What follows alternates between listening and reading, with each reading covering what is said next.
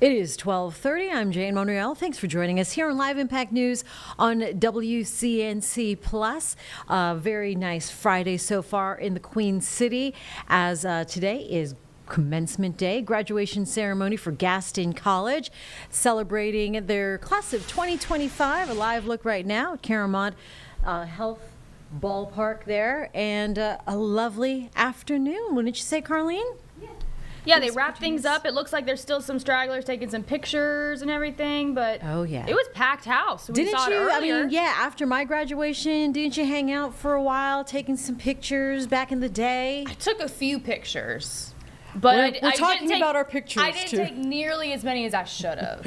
All right, so that's why we're not showing our graduation pictures, and that is why they're great. But yeah, I think I have a couple pictures of me and my best friend Cammie. Okay. Who's still my best friend now. So shout out Cammie. Shout out Cammie. Woo! So I have those. Yeah. Good. And maybe I'll show those. Maybe we'll do a graduation day. Maybe. Maybe. We gotta look back in the then archives. you gotta look at. That means you gotta look at my picture. I would love to look at your pictures. I love looking at old Jane pictures. Yeah, they're some big hair, some yesteryear big Jane hair, pictures. don't care Love. kind of days. Yeah, they were. You were fun. South Florida too, so it was South warm. Florida. Well, you know, I went to University of Miami as well. Did you graduate outside? Go Canes. Yeah, and it was outside. And one of the traditions is to jump into the fountain. Okay. Yeah. We didn't climb a monument covered with lard like they do at the U.S. Naval Academy. They did the Naval Academy in Annapolis. No. Well, okay, so you graduated outside. But yeah, it was outside. It was hot. It was May in Miami.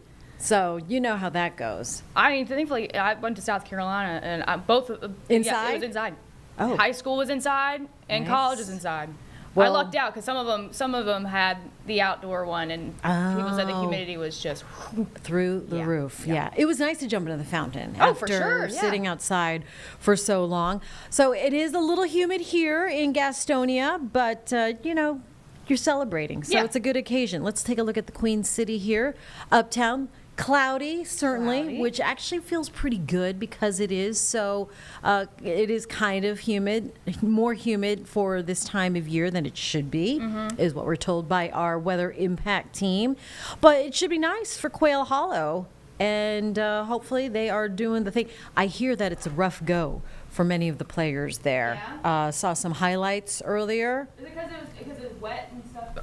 Days leaving up? Yeah, or well, just- I'm not quite sure. We know it's a long course. Yes. We know it's challenging. Quail Hollow is. So that's why we have all the great tournaments, President's Cup, Yep. the Wells Fargo back in the day as Now of it'll be last year. Truist next Now year, Truist, and this weekend's PGA Championship weekend. So it is all things golf here, and other sports, of course. But when it comes to golf, we think about the weather, the course. Do you think about the ball? I never once thought about it. You never thought about the No. ball?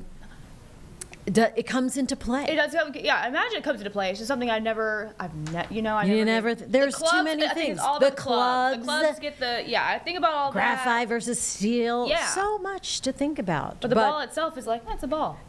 It is. Or is it? Or is it? Just the ball, right? I used to work in a pro shop. Yes, you Back know in the day. the ins and outs here. Well, We've got and some I'm not a expertise. fantastic golfer. I am not a scratch golfer by any means. And so But you know something about something. a little something about something. We know a little something about something here. It's Friday, y'all. We're not flying blind. But I would be like, oh, let me get the Pro Vs. I'm not that good of a golfer to play Pro Vs, which are very expensive balls. Yeah. Titleist balls. Love them. They're beautiful. So I was always told by some of the pros that, if you're an average golfer, it doesn't matter. You can play with a cost-efficient ball. But once you get you're gonna lose them. once you get a little bit more skilled, that's when it comes into play. depending on how you the material, drive and stuff. Yeah, exactly. What kind of swing you've got? Do you draw? Do you like to, do you hit it straight? Do you slice? Anyway, so as we. It's exhausting conversation, and it's after lunch, so the food coma is about to hit. Yes. But you do have the right fit of the clubs and the balls. So our Megan Bragg, who is a golfer, she is as well. She's another golf girly here. Yeah. We've got them here at Yeah, a couple of WCNC them, Charlotte. Yeah. So she looked into, does the type of ball you use really make a difference? She has this afternoon's Verify here on Live Impact News on WCNC Plus.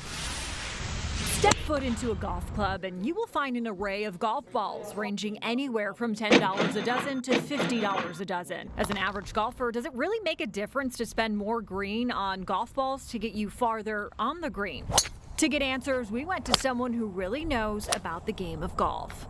That's the best one I hit. For nearly 7 decades, Bobby has been perfecting his game. He's also been teaching others how to drive the ball a country mile at Dr. Charles Siffer Golf Course since the 80s. Golf is about feel. You gotta feel it to play. Bobby says when you hit a golf ball, it will feel different depending on the type.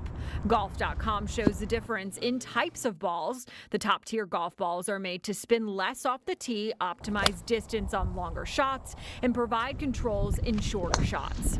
They are also constructed with multiple layers and also have high compression cores. So if you can hit the ball like Bobby, splurging on the more expensive ball can help your game. But if you're still hacking at the ball, stick to the cheaper brand because it might end up in the woods, water, or sand. As an average player, Bobby suggests finding a ball you feel comfortable with and stick with it. Just like when you get your clubs, Bobby says you can get with a teacher and test to see which ball fits best for you. With your Verify, I'm Megan Bragg. What'd I say? You said it. Average player, called it. Don't waste your money on the expensive balls when you might lose them, right? All right, so actually we're going to continue with this golf theme because the ball, it might roll once it goes onto the greens. Right. If those greens are manicured real nicely. Yes. And that's an important part of the game. Very important. Keeping the grounds. You said it's the short game that gets the money. It's all about the money on the short game. Yeah. Everyone says it. Drive for show. Yep. Say it with me. Putt for dough. We putt for dough here. I got Yes. a hole in one. I just said it yesterday. Yes. I got a hole in one on putt. At the I was so puttery? excited. My first one. I was very excited. Did you do a cartwheel on the green? I didn't do a cartwheel on the green. It Oh. was very packed. It was a Mother's Day brunch thing. I went with Fun. a friend. Went with a mother here. So yes. So it was jam packed. I bet. But people clapped. Hole in one. Golf clap. All right, Carlene Bragg. We're supportive here. We are. She's a producer extraordinaire, and now you. a hole in one at putt putt. That's true. That's true. Keep. You We're gotta gonna have the medals. add the list. We're gonna put medals. Oh, and right there. achievements. Yeah. Yes, that's good. It's empty right now. We'll get there. That would be the first thing. Our Miles Harris, though, taking a look at Keith Wood, who is in charge of the grounds and the greenskeeping. greens. And this is kind of just a fun angle at golf and what it takes to make things work. Awesome. And to talk with us more about the impact of this, we have Keith Wood, the director of the grounds and the greens out here in the tournament. First of all, good morning, Keith. But also talk to us, man. I mean, how much work goes into making sure that this tournament looks as perfect as it does like today?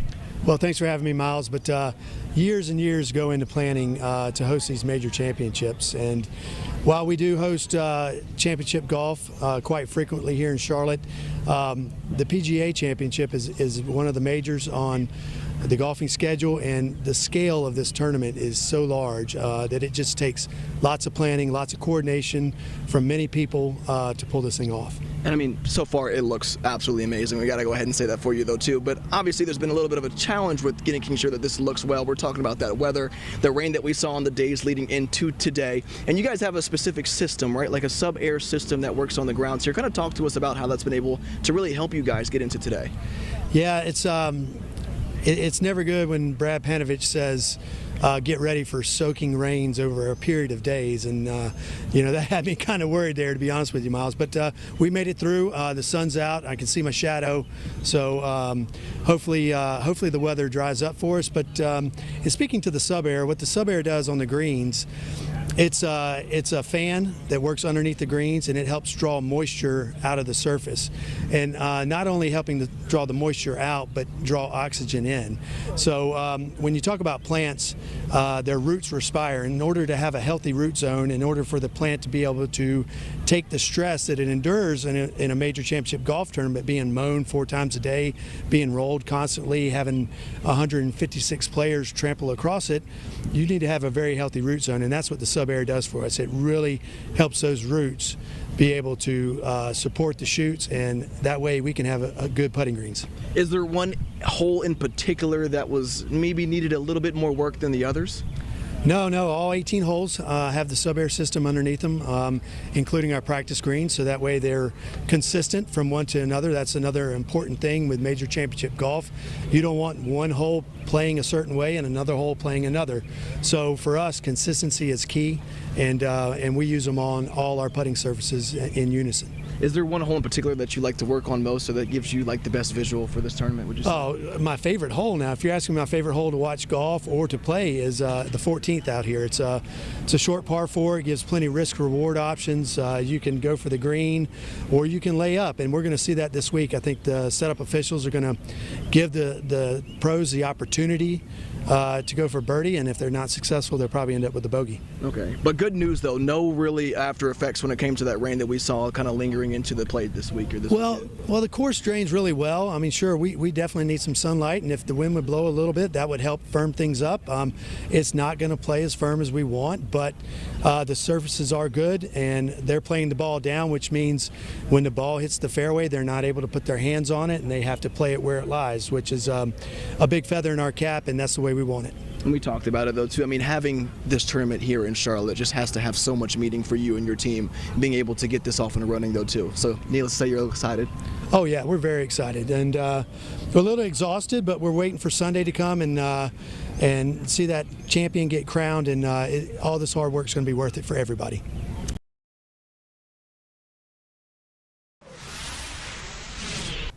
All right, something to enjoy there going to Quail Hollow for the PGA Championship this weekend. Want to switch gears right now on a more serious note. Missouri, the state of Missouri is on a severe weather watch, and it looks like the Lieutenant Governor, Mike Kehoe, is speaking right now. We're going to dip into this live on Live Impact News on WCNC+.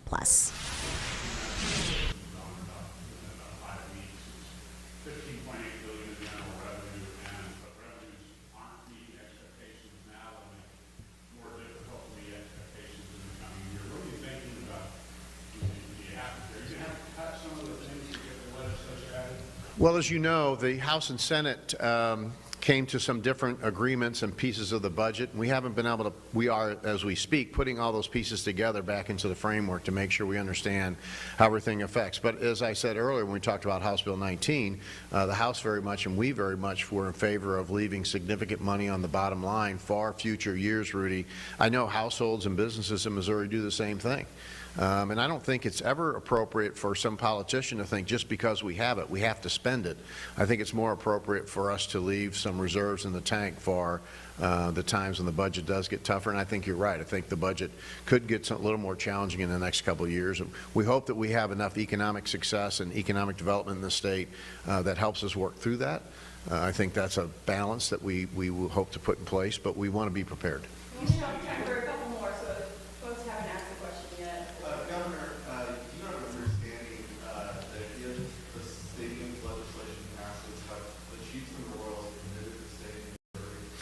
I've talked to the ownership groups of both teams almost weekly, including this week. As you know, there's going to be a local component that's needed for that.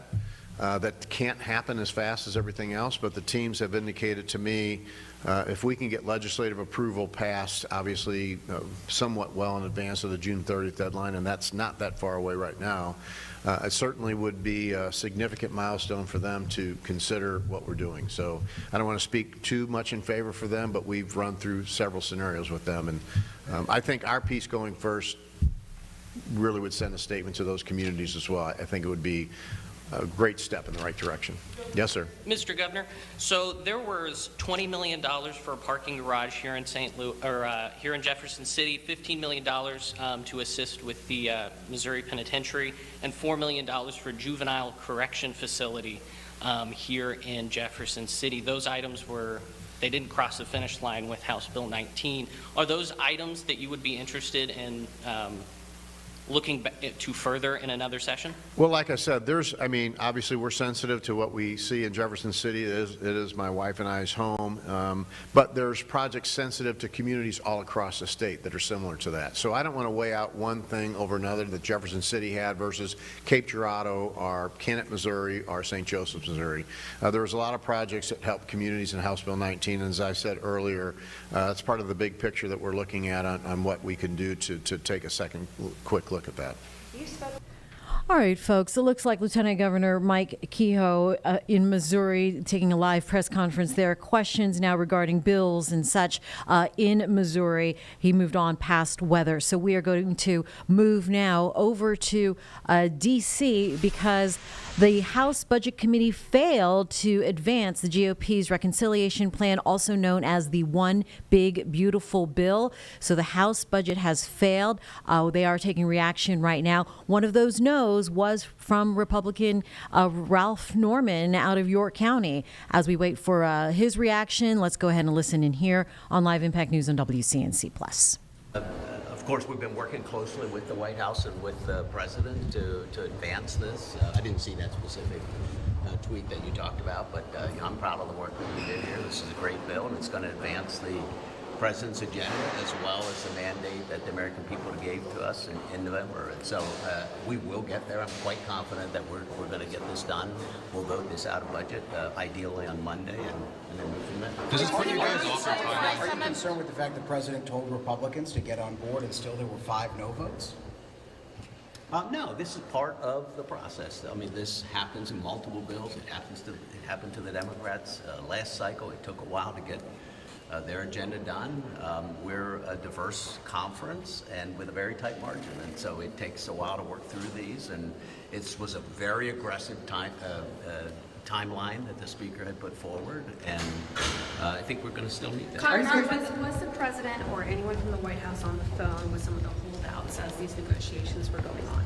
So I don't know specifically of all of the conversations that took place with them. We were in the hearing room, so I'm not aware that he was.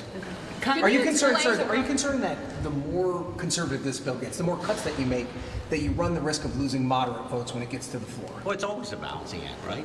I mentioned that it's a diverse conference, and there's a lot of work that has gone into this, and so sure, I'm always concerned that we want to ensure that we incorporate the views of all of members of the conference, and that we're able to get to a point where we have consensus. But even if you get all the changes that you want, are you concerned that the Senate's just going to change it anyway? Well, that's just it. The Senate could potentially change that and come back, and we have another negotiation, but I think the House certainly has moved forward with an agenda, has done a lot of work. We're well ahead of the Senate on this, and so my message to the Senate was that once we are successful at this next week and it moves over to the Senate, just know that it took a lot of work to get to this point. So I would advise them. I think the best path best path forward at that point would be for them to pass that bill, and we send it right to the President. So you think this can still get done by Memorial Day? Oh, I do.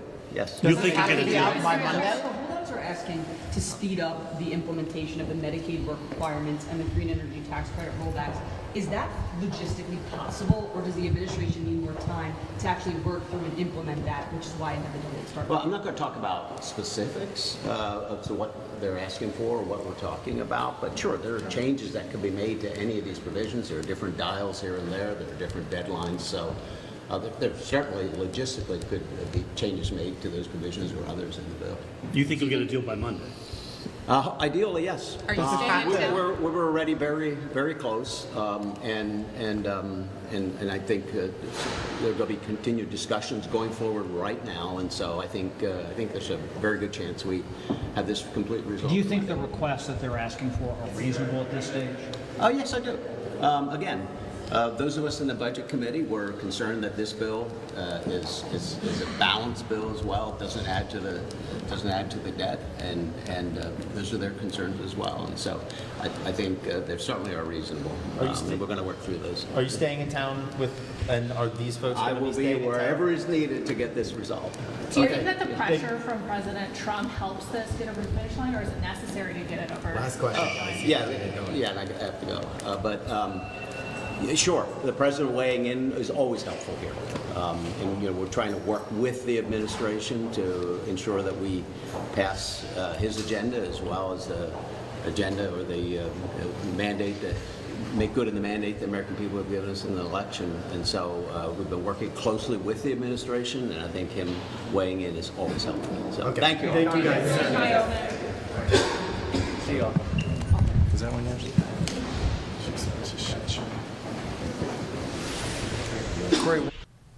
All right, we're just getting some reaction as we are following the cameras there in Washington, D.C. after the tax cuts proposed failed. And there were 5 GOPs that rejected that. So it was 16-21 vote, one of them from York County. And that was Ralph Norman, of course, Republican from South Carolina. Conservatives blocking President Trump's big tax breaks and spending cuts in what is described as a stunning setback. So the conservatives or GOP should rather quite confident moving into this big, beautiful bill, knowing that the vote was taking place today.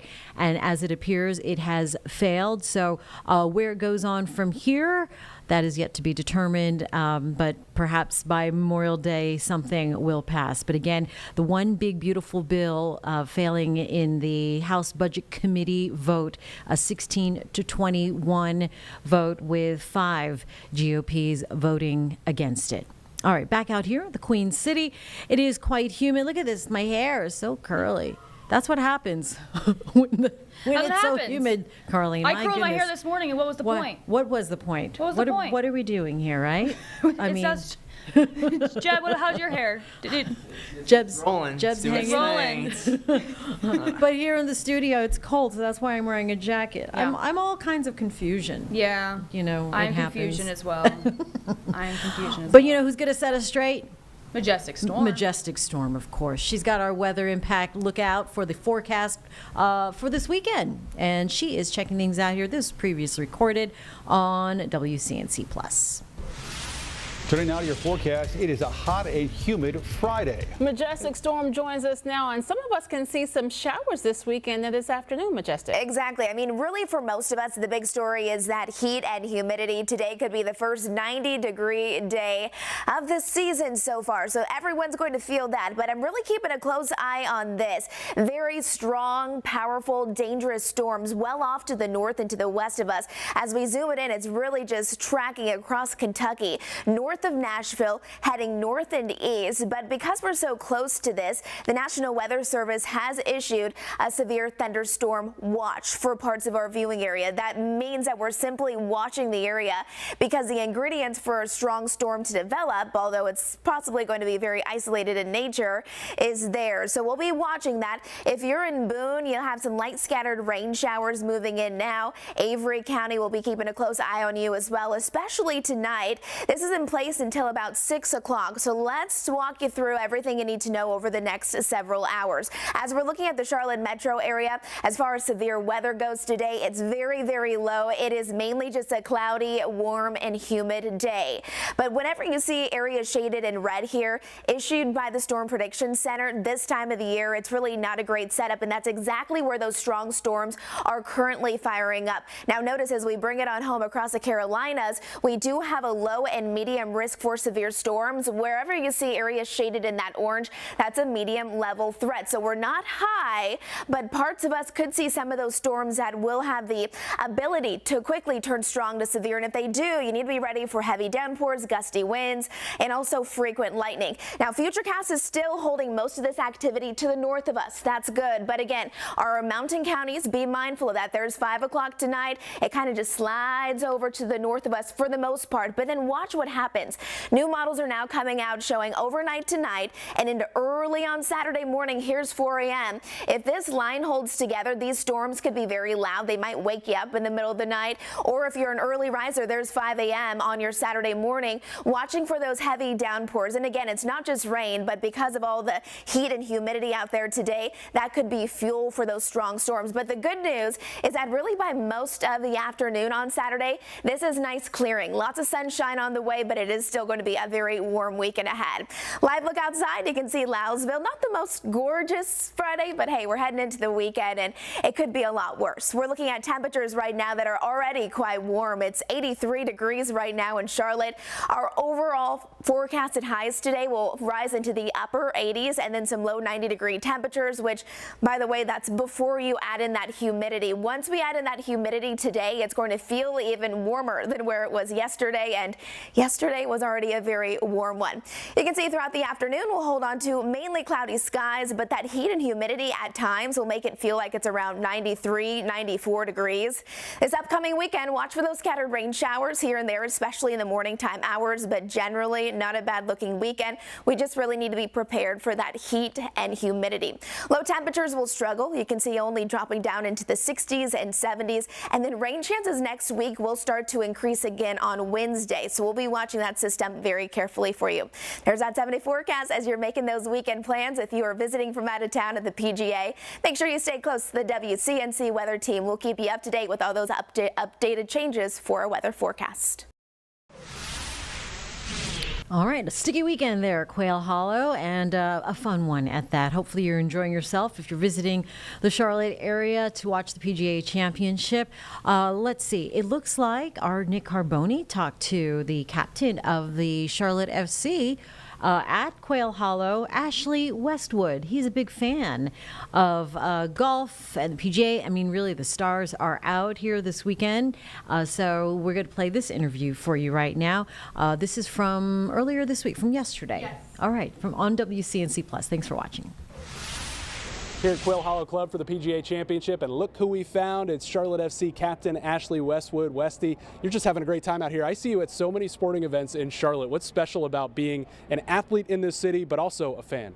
We're very lucky. Obviously, to come to a special place like this is phenomenal.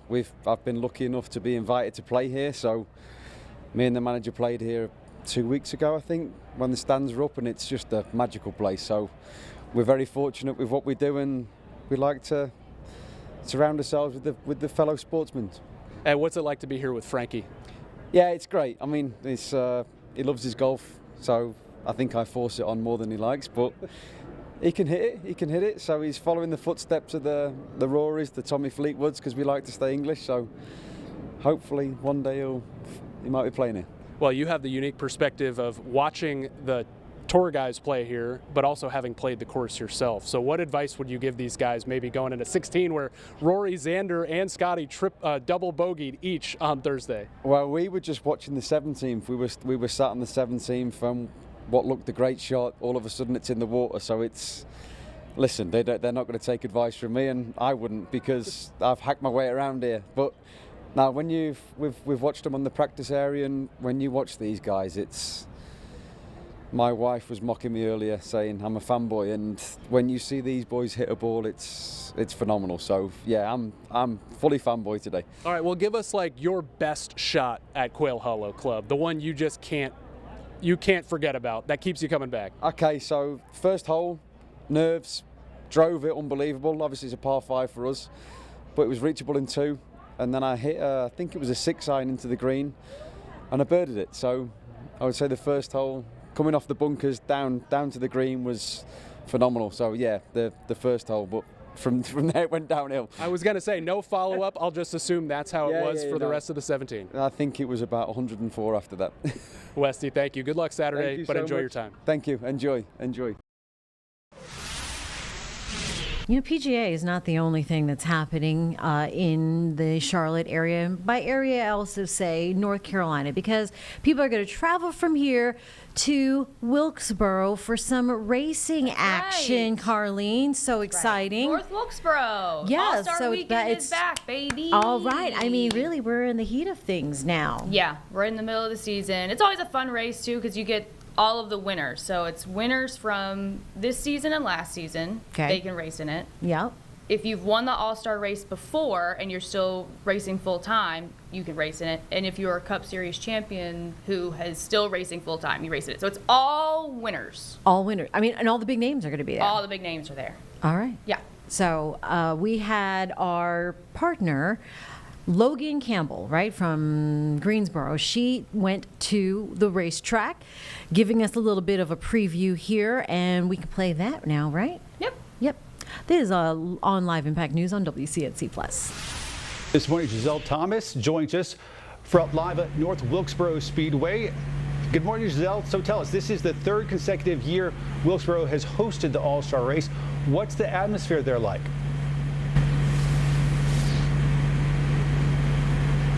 Yes, when I tell you can feel the excitement in the air. Right now this morning you're seeing there's some trailers that have came into here, so a little bit of action. It might seem a little quiet now, but things are really going to pick up later. And from speaking to the Wilkesboro County Chamber of Commerce, we're told that local businesses, even nonprofits, are super excited because they even benefit from this event. Now, some of the most recent data from 2023 tells us that the NASCAR All-Star Race has boosted the state economy by $42 million. It's created over 620 jobs and had nearly 40,000 people in attendance throughout the weekend. I was able to speak to Cindy Thompson, who's Wilkes County's Chamber of Commerce president, who tells me that the preparation and local impact for the NASCAR All-Star Race is felt all throughout the county. She says it brings excitement, pride, and most importantly, visitors. Hotels and our restaurants, the hotels are filling up. I hear there's only a little bit left, and the Airbnb market is about tapped out. So it's exciting to even just drive down the road. I was crossing Main Street in Wilkesboro yesterday with one of our business owners, and I'm like, do we usually have to wait this long to cross? So no, people are coming in, and we love to host.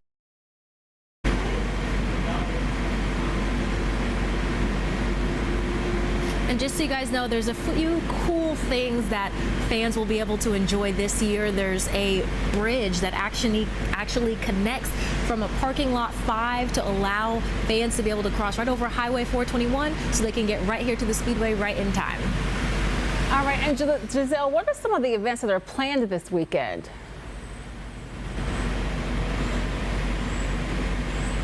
Yes, so it is a weekend jam-packed. So starting at 8:30 today, people are going to be able to check in and get their credentials. In addition to that, there's going to be some truck races, and then we're kind of getting into, between today and tomorrow, the people who can qualify for the big race on Sunday, which is that All-Star race, 8 p.m. And the best part about it, the winner gets $1 million. Wow. Definitely the best part. Wow, very nice. Of course, for folks who don't realize, beyond just the last 3 years, North Wilkesboro has a proud tradition in NASCAR of hosting events going back years and years and years and years. So a lot of folks excited when this has happened just in the last few years. All right, Giselle Thomas reporting live for us there at North Wilkesboro. Giselle, thanks. Appreciate it. My bad. I got Giselle Thomas because I was talking to Miss Campbell, yesterday. So anyway, it's going to be a great time. And then, Carlene, I know I might be getting ahead of myself, but the Coca-Cola 600. Coca-Cola 600, so next weekend. In Very Charlotte. exciting, huge deal, always a big one. Memorial Day weekend. Long race, long day, great day. long Great race. day, great day. Love Yeah, it. so we'll be looking forward to that. I know we've got some interviews and VIPs to talk to. And I'll be there. If you see me, say hi. Say hi to Carlene. Say hi to me. Of course she's going to be there. All right, so from there, we want to switch gears now and go to a live court hearing. This is actually a sentencing that is taking place in Ohio. A terrible crash that happened in 2023. It's when a Newark, Ohio judge, he's actually now presiding over this, but it happened when a tractor-trailer driver was accused of vehicular homicide in a crash with a bus, a charter bus, and an SUV that killed 6 people and injuring about 18 others. Let's listen in here live on Live Impact News. Nature. A person is reckless with respect to circumstances when, with heedless indifference to the consequences, the person disregards a substantial and unjustifiable risk that such circumstances are likely to exist. Negligence is defined as follows. A person acts negligently when, because of a substantial lapse from due care, the person fails to perceive or avoid a risk that the person's conduct may cause a certain result or be of a certain nature. A person is negligent with respect to circumstances when, because of a substantial lapse from due care, the person fails to perceive or avoid a risk that such circumstances may exist. I find that Mr. McDonald is criminally responsible for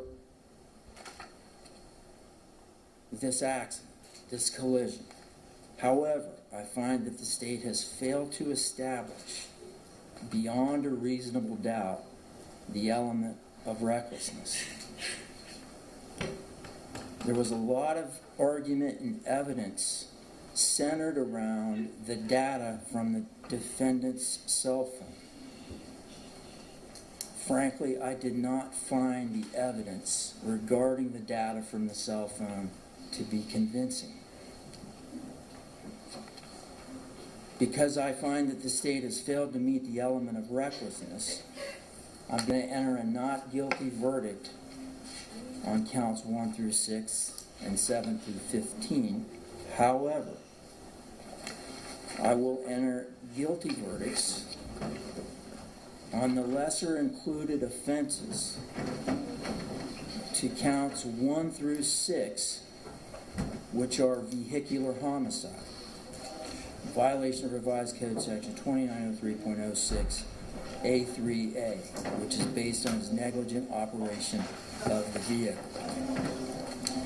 Counts 7 through 15, frankly, they're based on a higher mens rea or mental element than even recklessly. And because I find the state has failed to establish the element of recklessness, the evidence is insufficient to establish that he knowingly did this. All right, I anticipate that the parties would prefer that sentencing be scheduled at a later time in order to make sure we comply with Marcy's law. Is that correct? Yes, Your Honor. All right, then I'll schedule sentencing at a later time. Bond is revoked. Do counsel have anything further at this point? Yes, Your Honor, just for clarification, the vehicular assault charges are 9 counts of those are also, you're finding negligent on them, those charges, as well as... I find that he acted negligently at least, but are you suggesting there's a lesser included offense based on negligent operation and physical harm? I'm just asking if the court is making that finding on... No, I'm not. I'm just asking. Okay, yeah, it's not guilty then on counts 16 through 26. Thank you, Your Honor. All right. Thank you. All rise. Let's go this way.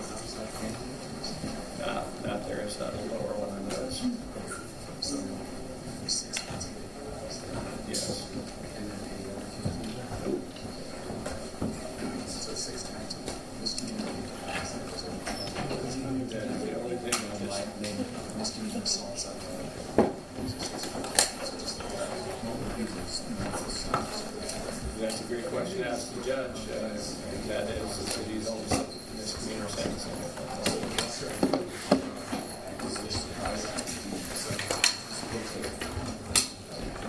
It's surprised me in terms of, we believe that we presented sufficient evidence. We believe we presented sufficient evidence of guilty on all charges. We disagree with the verdict. That's the judge's province to make. He is the trier of fact in this particular case, as it's a bench trial, not a jury trial. Were you surprised at the judge's decision? The judge's decision is the judge's decision. It's within the gambit of what he could decide. What I can tell you is this. I want to thank the Ohio State Highway Patrol for the hard work that they did, especially Sergeant Trevor Jasper, Trooper James Coughlin, also Trooper Sean Grimm. The patrol's work in this case was fantastic. I'd also like to thank the people from Husky Valley who have suffered an absolute disaster on November 14th. The verdict is the judge's. The verdict belongs to the judge. We disagree. If the phone had not been destroyed, would that change things? Well, there obviously be more evidence, but the phone is independent of whether or not he was reckless. Again, that was our opinion. That's what we outlined, that there was 3 different ways that. All right, we're going to switch to our sister station, WBNS's local coverage now for more clear sound. Well, there obviously be more evidence, but the phone is independent of whether or not he was reckless. Again, that was our opinion. That's what we outlined, that there was 3 different ways that we believe that he was reckless. And so, again, we disagree with the judge's ruling. That's the judge's province to do that. And we believe we presented sufficient evidence for convictions on all charges. Do you have any regrets in how you presented your case? No. What does this do for the families who were thinking they would get more out of this than misdemeanor charges? Realistically, our system is one based on law and based on facts. Juries decide cases, and in the absence of juries at the election of the defense, they can request a bench trial. That is our system. We respect the decision of the court. That is our system. This has been a long process for the families. I know you've been in constant contact with them for the last year and a half, pretty much. What conversations will you have with them leading up to sentencing? Conversations that I would have with them is something that I probably will not discuss with the media. And just because, again, they suffered a tremendous loss. It's an incalculable loss. And, unfortunately, the system didn't serve him in this particular case. Why do you think it was reckless? You were sitting through the same trial I was. I was not. No? I would refer you to my closing arguments. I would refer you to the evidence we presented. We disagree. Reckless because there was evidence that he was on his phone, reckless because he didn't slow down, reckless because he was speeding. Well, I think I covered that in my closing. I wasn't here, so I'm just trying to look for a summation. Well, I don't know that I can in 10 seconds, but the best I could probably do is tell you that if you close your eyes for 7 seconds and you're carrying 50,000 pounds of weight down a road, moving 105 feet a second, and you don't see anything in front of you, so much so that when a picture is taken of you, when you're not expecting it by a witness and you have your hands up in the air and you're completely oblivious to what happened, yeah, you're probably reckless. So we disagree. We could hear the family's reaction to the verdict, but on a personal level, I'm wondering how you feel. I don't feel good. I mean, this is one of the consequences of all trials. So we accept the court's decision in this matter, and this is the system that we have. Did they set a sentencing date? Not yet. Sir, some of us were in the hallway when you began this media gaggle. What was your initial reaction to your overall reaction to the verdict today? Disappointing. Is this closure for families, or what do you do now? I don't think that when you bury 6 people and you have a number of other people who have suffered serious harm, life-changing injuries, that there's going to be closure. I don't think that any verdict in this court would bring closure to the severity of loss that these people have suffered. I think at the end of the day, the process itself is part of the healing, but it's not the conclusion of the healing. It's just you can't sum up their loss in any words. Do you think there's one thing in particular that hurt the case, that prevented the guilty on the felony version? Every case comes down to the weighing of the evidence either by a jury or by a judge. And the verdict of every case is decided by that. And so in this particular case, the judge felt that the evidence wasn't sufficient to sustain that standard. In the position that he was in, that's his prerogative to do. Spell your name for us, please. M-U-R-P-H-Y is the last name. What I will say this about Judge Branstall, I've known him for 8 years. He's a good man. I think he's a man of integrity, and I think he's fair. I think he's a fair judge. I think he's a good judge. And first name? We're from Cleveland. That's why I don't know. Oh, first name is Clifford, C-L-I-F-F-O-R-D. County prosecutor or prosecutor? Assistant prosecutor. Okay, thank you so much. So. Thanks. Thank you. Sir. Thank you. So you're listening to Chief Felony Prosecutor of Licking County, Clifford Murphy there. Basically, he was asked, how does he personally feel about the verdict that he just heard? He said, I don't feel good. Our team coverage now continues with 10 TV. All right, we are going to switch from here back to Washington, D.C., and it looks like U.S. Representative Jody Arrington is now sharing some of his reaction to the House budget that has failed to advance a key vote, the One Big Beautiful Plan. Let's listen in here. Any policy problems or concerns or challenges, and like I said, there are a few. SALT is still being worked out by people that aren't even on my committee.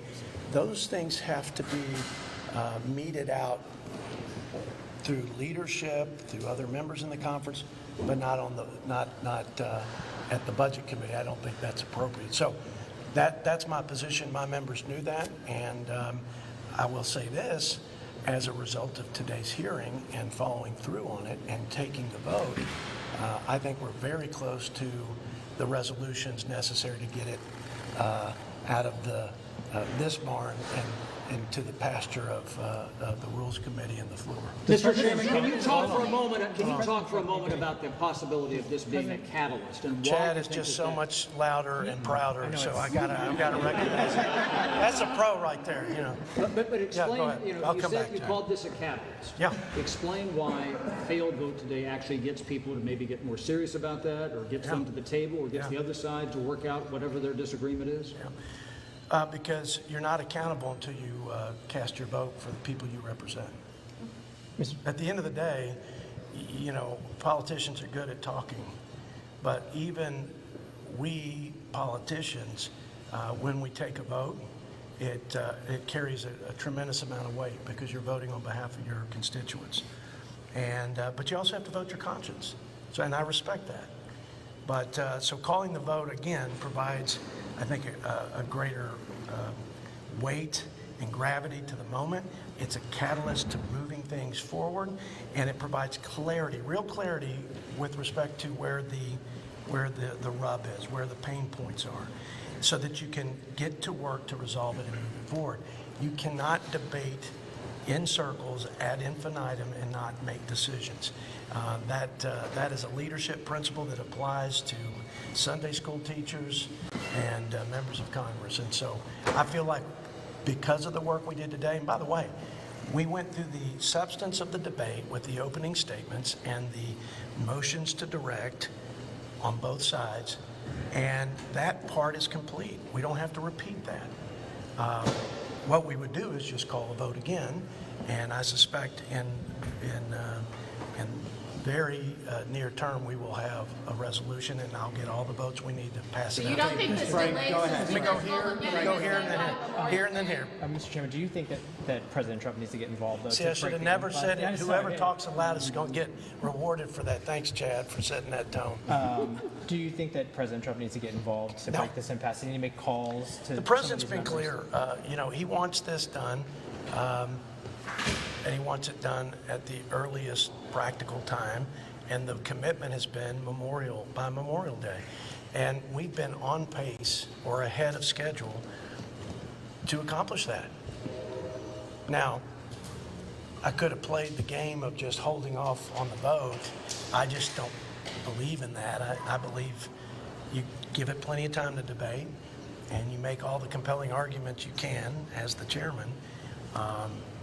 And like I said, I think it was the right thing to do to move this out of the Budget Committee based on our narrow role, which is just to judge the reconciliation bills in relationship to the targets that we set in the resolution. And the spirit and letter of the agreement was met. And like I said, I keep my word. It was a good faith agreement with my leadership. I fought as a chairman alongside my soldiers, my fiscal hawks, to make sure we had a balanced budget resolution framework so that we didn't add to the deficit. We did some things that have never been done before. And we have spending levels in our targets that were achieved that will be twice as much as any reduction in spending in the history of this institution, okay? And we have all these great policies that will help grow the country, grow our economy rather, and restore the fiscal health that has been in such rapid deterioration for this country, and ensure our children actually have a fighting chance at the future that filled with opportunities and hope and the American dream. So there are lots of good things in there. Is it perfect? No, never will be. Nothing this big is ever going to satisfy everybody fully, but it is a very good piece of legislation, and it will do a great deal to improve the lives of the American people. But we have to make it a reality. And the only way you make things a reality that are merely visions in people's heads or statements in campaigns or even plans and legislation with words on a piece of paper is you call the question. You call the question. So I'd say today was a good first step to getting this resolved and moving it out. And I suspect we're going to do that very shortly. And I would just say we're really close. We were really close to being able to get the vote today. But as I counseled with the folks that were in opposition or that couldn't get to yes, I'm even more confident that we'll get there in short order. So, real quick. So you don't believe this will stall you from reaching the Memorial Day goal of getting the full bill passed? No, I don't. No, I think I thought that we were at a major impasse and it was sort of irreconcilable in terms of what some of these members want to see changed. And by the way, I think there's merit to the policy changes they're talking about. And quite frankly, I agree with many of the concerns. For example, we shouldn't have a work requirement. We believe in work requirements for able-bodied adults. We believe that because we believe in the dignity of work, because we don't believe we should be trapping people on independence on the government. If we believe all that, then we shouldn't put an implementation date 3 or 4 years out. So, but my position was, while I agree on that policy, and while I'd like to see that policy changed, the appropriate venue for that is with the leadership in a manager's amendment that will go on the rules, go into Rules Committee and then onto the floor for a vote. That's not our job in this committee. It was simply to make that narrow judgment on the budget targets. And I feel like that was satisfied in a way that we should have, I think, made this a seamless movement from this committee to the Rules Committee, but obviously there are some folks that have. So on the policy concerns, I actually share the concerns, and I'm hopeful that we can strengthen the bill on the side of fiscal reforms as opposed to some of the economic policies. I think the economic policies are great, but as the budget chairman, I can tell you taking on $2 trillion a year in water is going to sink the boat if we don't stretch ourselves on savings, and if we don't put the country on a more sustainable path in terms of the deficit and the national debt. And so their hearts are in the right place. Their motives are pure. I share their convictions, and I share their desired outcomes of changing some of these policies and making the bill better. This is not the right venue to do it. That's what I told them. But they have to make those decisions themselves. But no regrets. We debate, we call questions, because that's what leaders do. And I think we make progress today. So thank you all. We'll see you when we see you. Chairman, a Monday vote. Can we ask a Monday vote? Ideally, no later than Monday. That's kind of the benchmark. No later than Monday. Okay. Thank you. Thank you. We're going to work through this all weekend long. And we just finished seeing reaction from one of the congressmen voting yes for the big, beautiful bill, a bill that ultimately failed, though, in a very important committee meeting and in order to move forward. So from D.C., we're going to take it now here to the Queen City. Another hot topic for everyone is the presence of immigration enforcement. Certainly, Charlotte is not exempt from that, and it's being felt in neighborhoods across Charlotte. A recent detainment of a man after a local school put more families on edge, and our Jesse Pierre spoke to Camino spokesperson Paula Garcia. Camino, of course, is the nonprofit here in the Charlotte area, providing many services to mostly the Latino community. Talk about the spiking enforcement and the support that they are offering to the Latino community. Kind of talk to me about the climate right now, as far as what you guys are seeing and so forth, and how it's changed or not, in recent months, weeks, etc. As the daughter of Latino immigrants, I know that there is a lot of fear right now in the Latino community, and unfortunately that fear really is due to two things. It's that misinformation about what's going on or what to do if you're put in those situations, but also it's due to we really need to be focused on faith. And right now here at Camino, while we have seen a decrease in patient services back in February, interesting enough though, we have seen an increase in church attendance when it comes to Camino Church. So we know that while the Latino community are fearful right now and are going through some of that just scared feeling, church attendance has grown. I don't know if you saw that there was like some detentions or ICE activity in East Charlotte and so forth earlier this week and so forth. Every time you hear an incident like that, whether it's someone who does have a criminal background or not, how does that, what do you think, what do you go through your mind? So for us specifically here at Camino, we do stand by law enforcement. We're very thankful for the hard work that they've been doing for our community. We know that keeping our community safe is not an easy job, so we do thank them.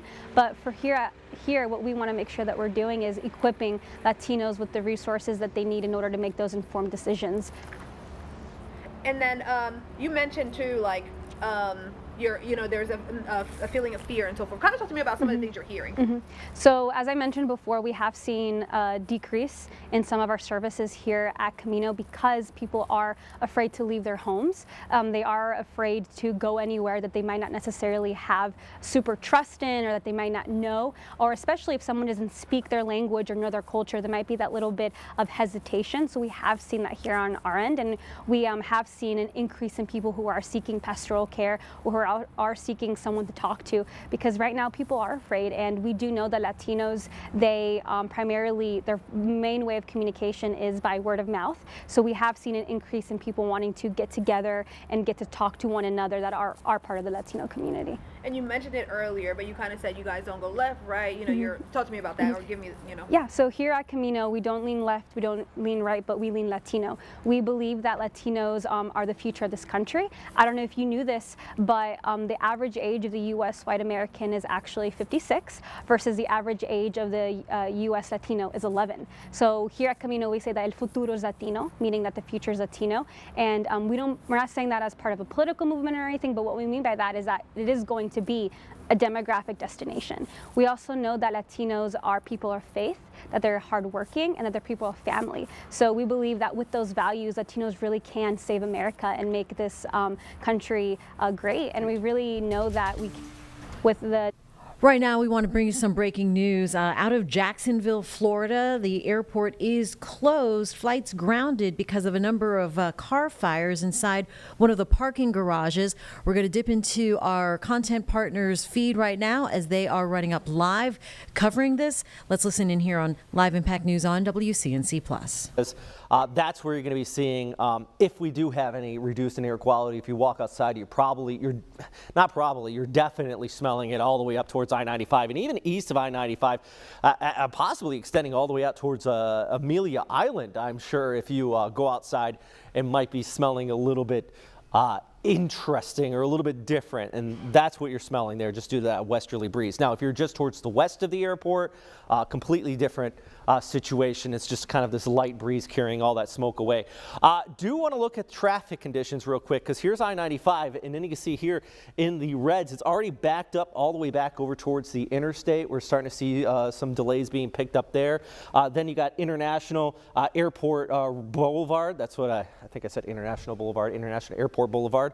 Got some backups there, likely traffic kind of getting funneled off. And then you get closer to the airport, and that's where we're talking about actually Yankee Clipper.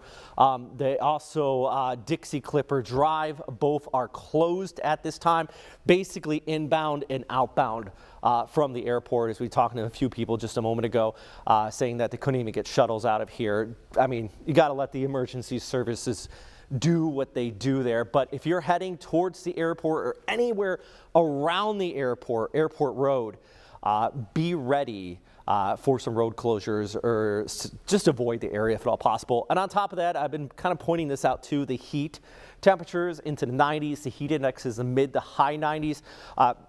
That doesn't really have anything to do with the fire directly, but it definitely is affecting the people out there fighting it there around the tarmac. I'm sure it is hot for the firefighters, so something to keep in mind too here, Jeannie. But right now, I mean, at least I'm not seeing anything significant on radar, but I can tell you that west to east breeze, if you are east of the airport, you're probably at least going to be smelling a little bit of the smoke out there.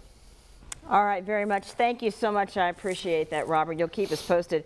You're probably wondering, though, if all the airline flights are not taking off or landing right now, what's going to be happening? Where will the flights go? If you have somebody you're expecting to come in or you have a flight booked out. I'm checking FlightAware right now. It looks like it's just popping up into their statistics. It's very difficult to see any overall numbers right now. I see that 20% of the flights have been canceled in and out of Philadelphia from here. So I don't have an exact number, but as Robert's saying, if you do have a flight this afternoon, you definitely want to not just head on out to the airport, or if you're going to pick someone up, you want to know that that airport area right now is closed to traffic. We don't know when it's going to reopen, and so before you just drive in and get caught in all that, make sure that you check and see if that flight has indeed come in or if it's been delayed or sent to another airport. So just to recap right now, this is the breaking news going on right now. You're seeing the airport roads being restricted. We understand that the Yankee Clipper Road, that main road, is not just restricted, it's closed. And so what's going on if you're just joining us? The Jacksonville International Airport is now closed, as are roads in and out of the airport. All flights are grounded, and right now there's the reason. You're seeing it from one of our viewers. A very intense hot fire in the parking garage. This is the daily parking garage level 3 that we're told. At first we were told it was a couple of cars and it's impossible to count and see how many cars were there, but we do know that it was 95% full. At the time this fire was reported around 12:15, best we can tell. We talked with one of the administrators, one of the managers at the DoubleTree, which is the only hotel on airport property, and they started seeing the smoke and got concerned about 12:15. And so airport officials tell us the fire started, as we say, on the 3rd level of the daily parking garage, and according to the airport's website, that garage was almost full. So we do not know if anybody's injured. We don't know anything about that at all, because it is obviously a dangerous area right now that JFRD is handling. Although there seems to be some good news. People who are on that property at the DoubleTree tell us that the smoke is no longer black. It is whitish and gray, which may mean there's some progress in fighting that fire. We do have a crew on the way out there, and we've understood that There have been a lot of JFRD vehicles and sirens going off for the last hour and a half or so. And as soon as our crew gets there, we'll be able to have some more information. Most of all, we are hoping that JFR has a press conference soon. And we are getting someone from the Jacksonville Aviation Authority, Michael Stewart. I understand that he is hopefully going to be on the phone with us shortly to give us some very concrete information.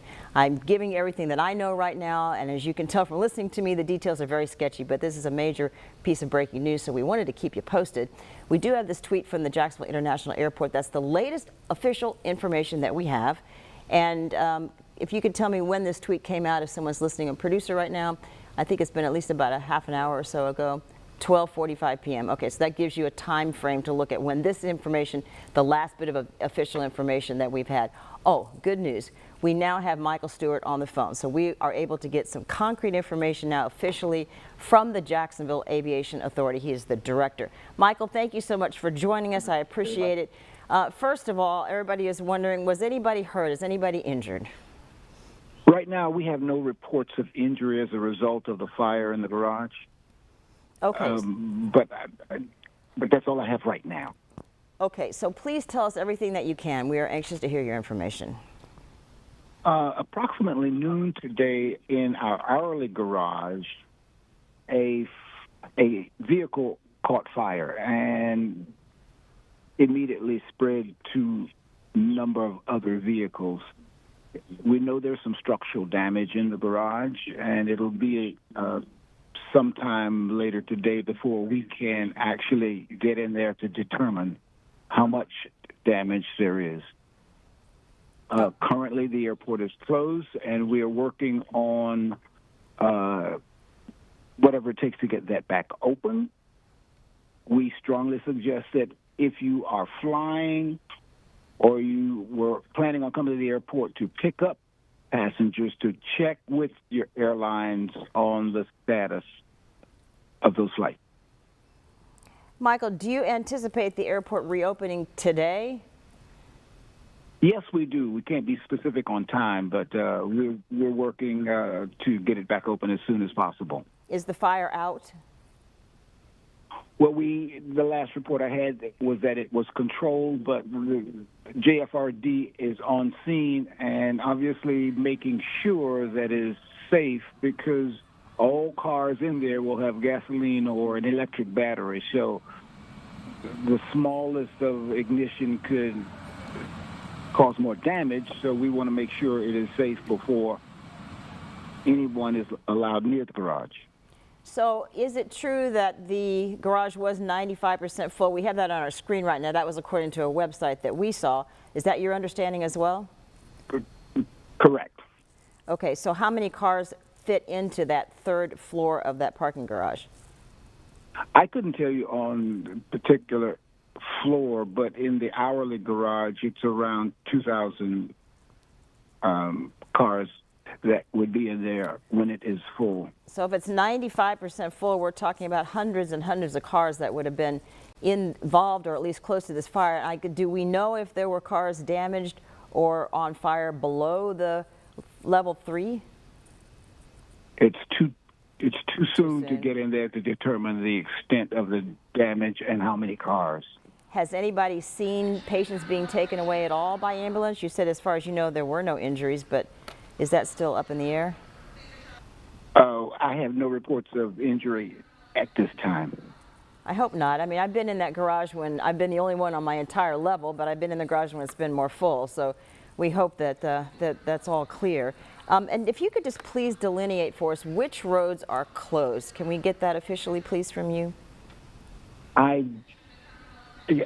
would have to come from JSO. We have them working the traffic in and around the airport, and I couldn't give you the latest on that. Okay, and as far as flights, are they already being diverted to, say, Atlanta or other airports? How is that being handled?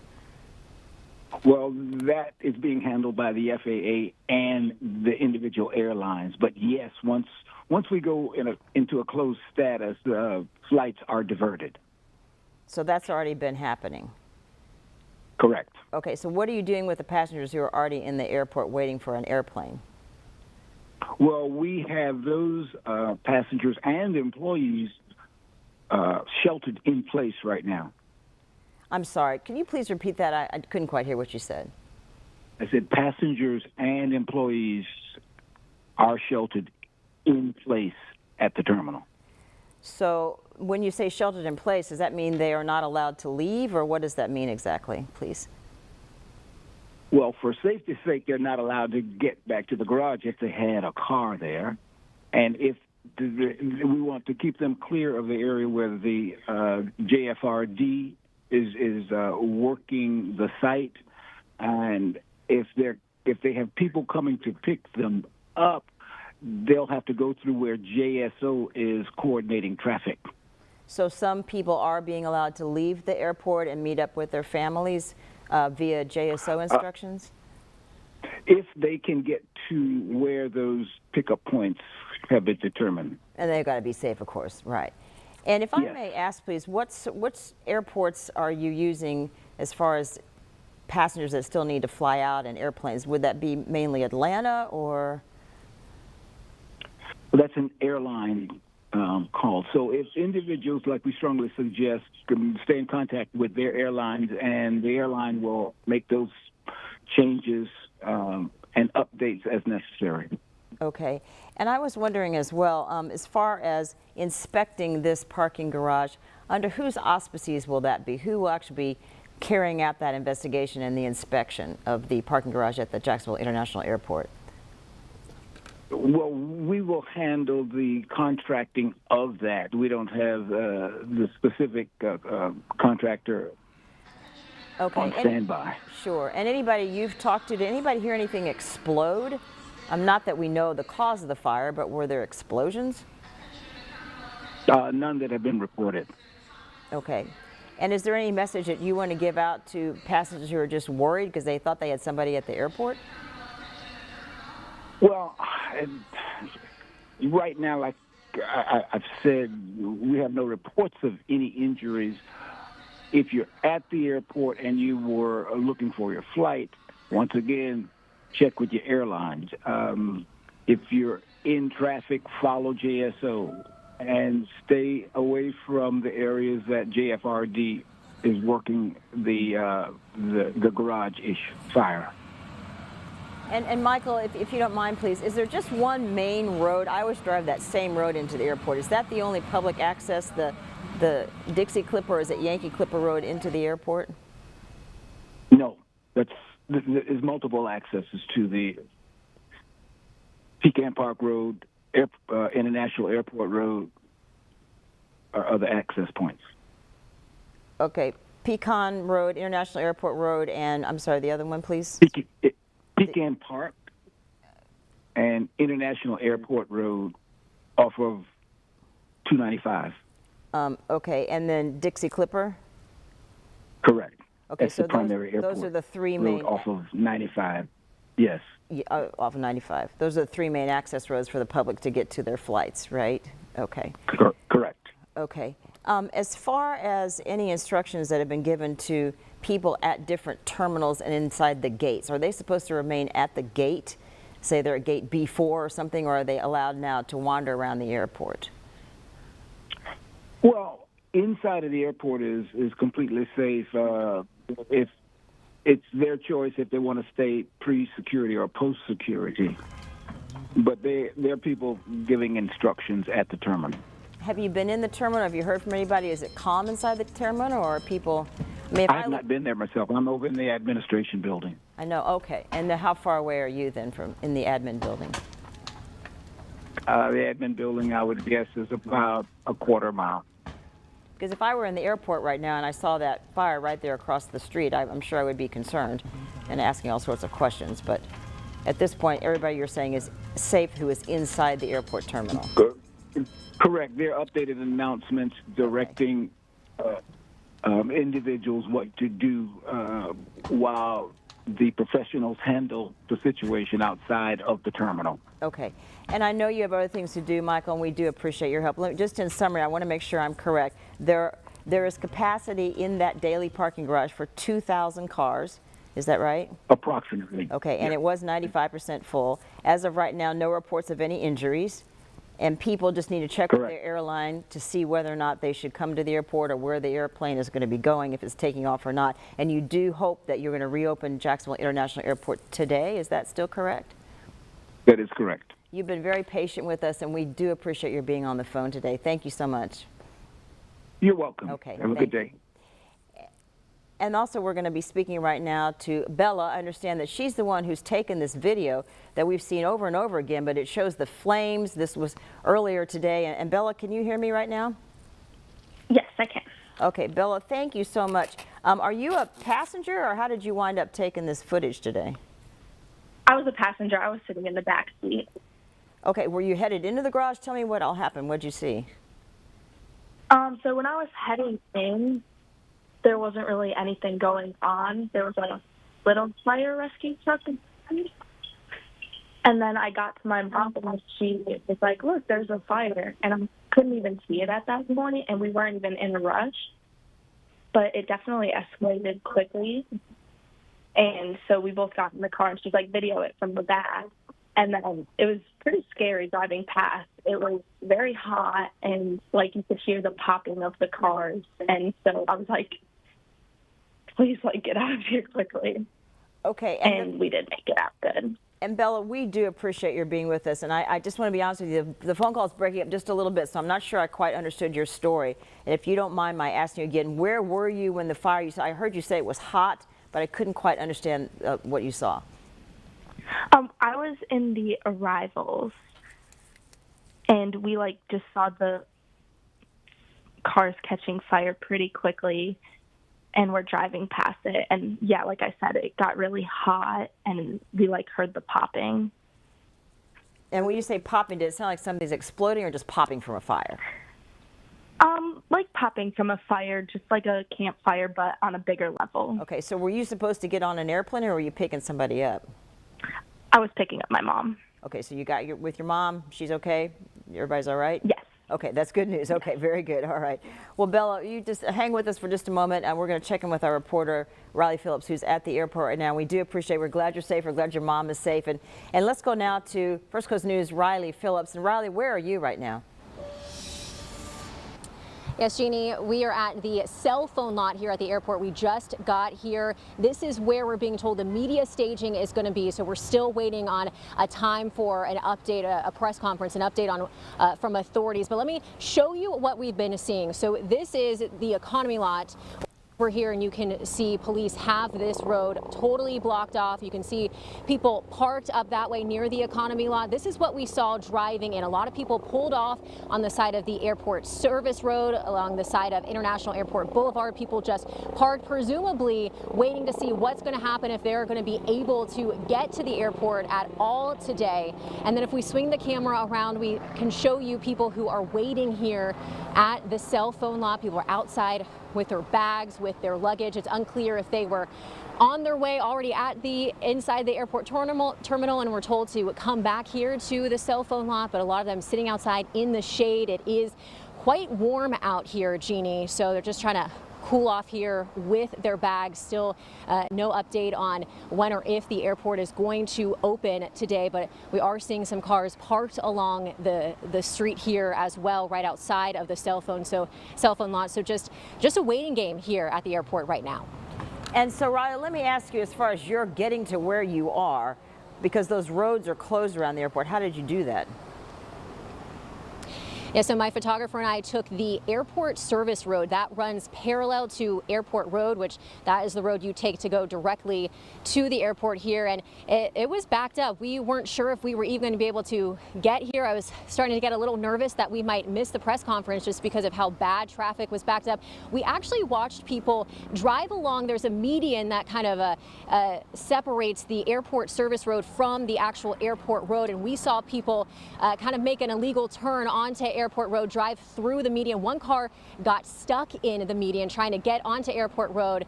I don't know if people did not realize that the road was closed, or they were afraid they were going to miss their flight, so they just wanted to chance it. But as soon as enough cars did that, then we saw police block off that access to Airport Road. But traffic was backed up. It appears the first blockade is right at Duval Road as you get onto Airport Road.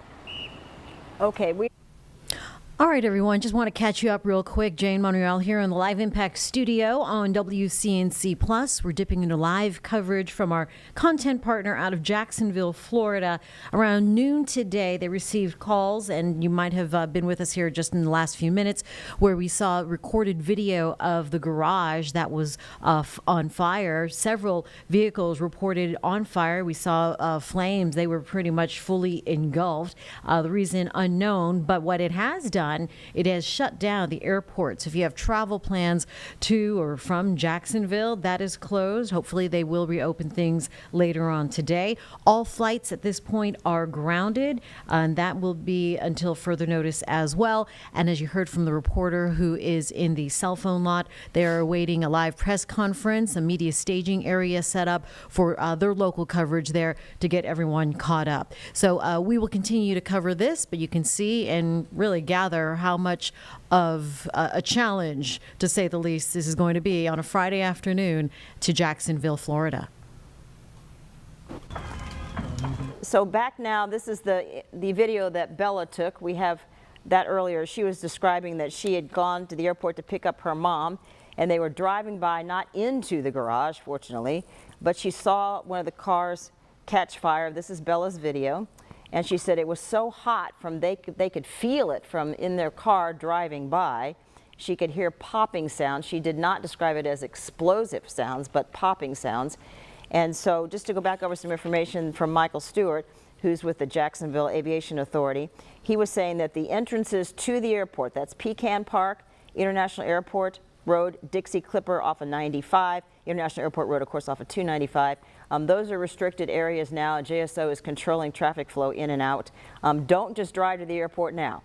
Check with your airlines and see what's going on with your flight. I asked him, do you expect the airport to reopen today? And he said he is hoping so.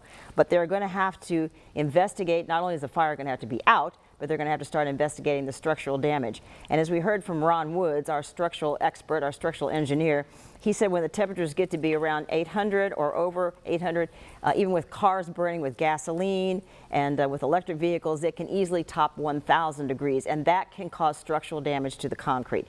And so obviously there's a major safety issue there. The number that stands out to me among everything I've heard just now was from Michael Stewart, who said that that hourly parking garage that we've been seeing on fire holds 2,000 cars, and indeed he confirmed it was 95% full. So that means on the third floor at least, we're going to have hundreds and hundreds of cars, maybe even below it. And we've not had anybody tell us that they've seen an ambulance or a rescue unit.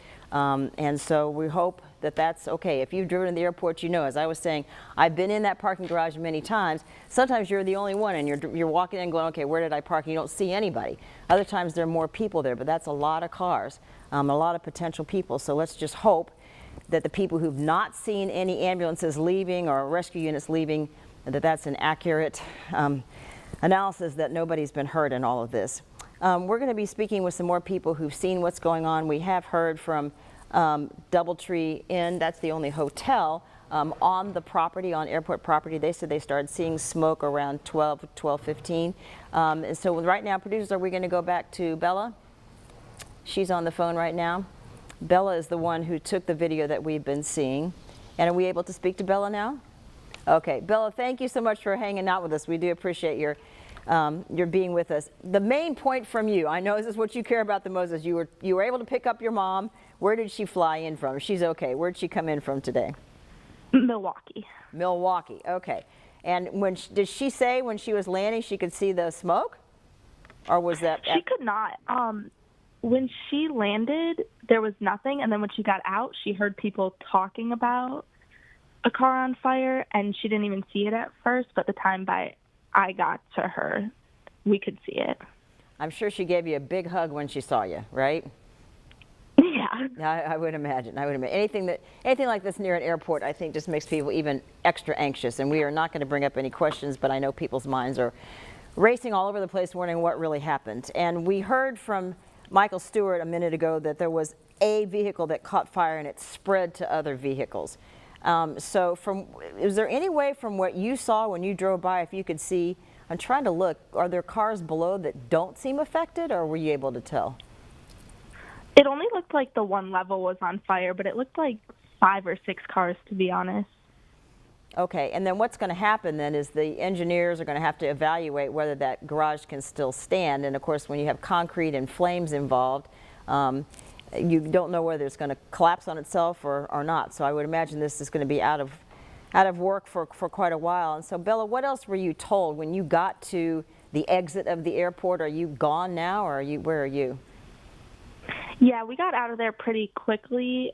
We weren't told anything. We just saw the ambulances coming from the other way, or not the ambulances, the fire trucks. But yeah, we just got out of there and went home. Okay, and so your mom's coming down for a visit then, is that right? She was visiting Milwaukee. Oh, she was. Okay, so she's back home. All right, very good. Yes. What else did you observe or hear or feel when you drove by that parking garage on fire? I feel like people weren't really panicking right away. It got like bad fast, so I didn't see any panic. People were still crossing the street and everything. But once we got like up close to it, I definitely started to panic and was like, we got to get out of here. And so what did people do when they started realizing it was pretty serious and it was spreading quickly? I think people in cars were definitely trying to get out. I honestly didn't really pay much attention to anyone else. And what about the traffic? The pedestrians, did people start to run or did they stay calm? I did not see that part of it. I didn't see any running or anything, but I can imagine they would. And just so people understand, if they haven't been to the airport very much, we've been talking about the proximity of this parking garage to where the baggage department is, or baggage handling. Can you tell us more about how close that is to baggage carousels? Yeah, for sure. It's like a crosswalk away. It's very close. So you just cross a street where people are picking up passengers, and they don't let you, ever since 9/11, you can't park on that street, right? They make you continue on, and they are pretty strict about that. If you start to slow down or you take too long to put your luggage in a car, they're like, move on, move on. But that's a good thing, especially in this situation right now. So you don't have any plans to fly anywhere. Your mom lives here, so we're good about that. But Bella, again, thank you so much for the video. It gave us a really good look at what's going on, and we do appreciate your taking time to send it to us. I'm sure you might be wondering about the wind conditions. We've been talking with meteorologist Robert Spetta, and now our chief meteorologist Tim Deegan is here. And Tim, you know that airport well, and you know the weather conditions, of course, well as well. Yeah, I've been there a few times. That is for sure, Jeannie. We wanted to give Robert a break because he's been here since, of course, before sunrise. So we're just going to do a few visual representations. This is live shot. In fact, there's a helicopter right there. This is Airport Road, west of I-95. Many of us have taken that road, so just wanted to give you that presentation. At least from here, you don't see a lot of billowing smoke.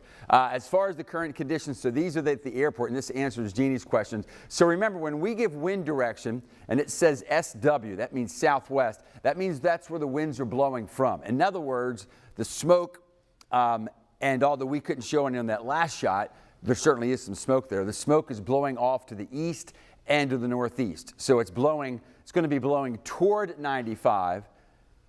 I'm sorry, I'm just being given some direction from my producer. What is that again? One more time.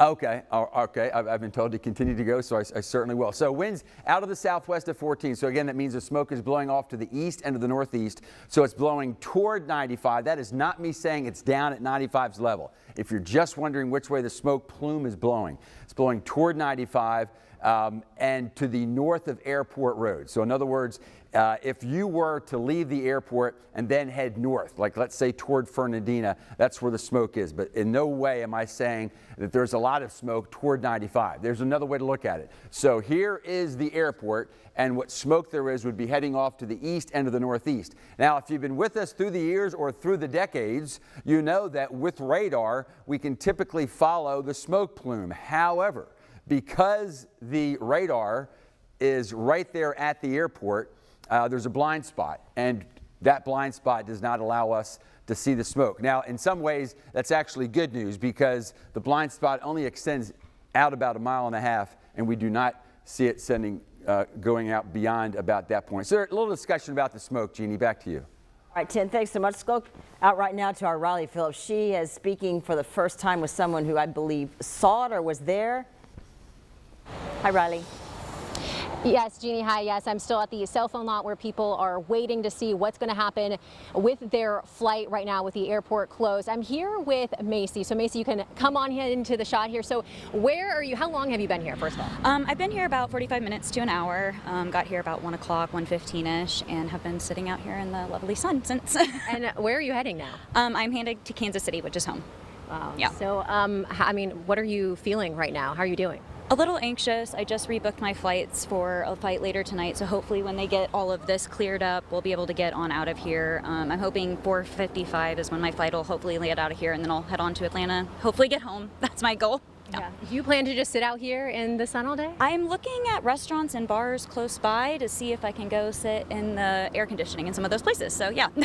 Has anything, we talked about this earlier, but has anything like this happened to you before? I mean, you travel a lot. Yes, I travel a lot for work, but nothing to this magnitude, I would say. Being directed because of weather, but never to a fire at an airport has never happened to me before. So, have you been hearing anything from your airline specifically about what's going on here? Airline specifically, I'm flying Delta, but they just kind of said flight delays basically, and then if they wanted to rebook you on a different flight, they were allowing people to do that for no extra charge as well. Oh, awesome. Yeah. Well, thank you so much for speaking with us here. I'm so sorry that you're going through this, but hopefully you are able to get to a spot that's a little bit cooler. Because, Jeannie, we said this earlier, it is hot out here, especially for all these people who are outside waiting with their luggage. So hopefully everyone can stay cool out here. But thank you. All right, stay cool and stay safe. All right, thank you, Riley, and thank you so much, Macy. I'm glad everybody got in safely, and hopefully you can get out on that 4:55 flight to Atlanta. But it just shows you what Michael Stewart was telling us, that they are hoping to reopen the airport. If they're already booking some flights at 4:55, so that's not just in a couple of hours, we hope that actually does happen. So we want to tell you, we do have some statements in from Council Member Reggie Gaffner Jr. We're working to get him on the phone so we can talk with him. We understand that he is at the airport right now, but he is from Jacksonville City Council District 8, and he has made this comment on the airport fire, saying, quote, "I am closely monitoring the situation at Jacksonville International Airport, where a fire has broken out in the hourly garage. We will continue to provide updates as more information becomes available on the safety of our residents and our travelers." And we do have Mr. Gaffney on the phone right now. Thank you for joining us. Are you at the airport in the terminal, or where are you, please, Mr. Gaffney? Hey, Ashley, I'm in the EOC building right now. I'm sorry, can you tell me again you're where? In the EOC, the Jacksonville International Airport EOC. Okay, and what are you seeing right now? What have you been told? Do you have anything official about what might have happened or how the fire is going? Is it out? Well, right now, everyone is still assessing the situation. It's in the early stages. Just trying to figure out all the details and make sure the airport is safe as possible before opening it back up. So when you say we're figuring out if the airport is safe, I'm sure people are wondering, is this fire isolated to the garage, or is there any danger at all to anybody else? Is TSA involved in this? Actually, TSA, I'm not sure. That's a great question. Okay. And have you talked to anybody who actually saw the fire when it was blazing and the smoke was very, very dark? So once I arrived at the airport, I talked to anyone who's seen the fire. I immediately came and talked to JFRD to see can I get an update from them. Okay. And what do you want to tell people who are just nervous about all of this? Yeah, just pray for our first responders. It's still an active fire. It's in control. I'll pray for our JSO officers as well, and just be patient. Hopefully, we can get this under control in the next couple of hours so we can get things back in operations. But just pray, and hopefully we're working to get this under control. And can you see the garage from where you are? I cannot. Okay, but you've been in that garage, though, before, right?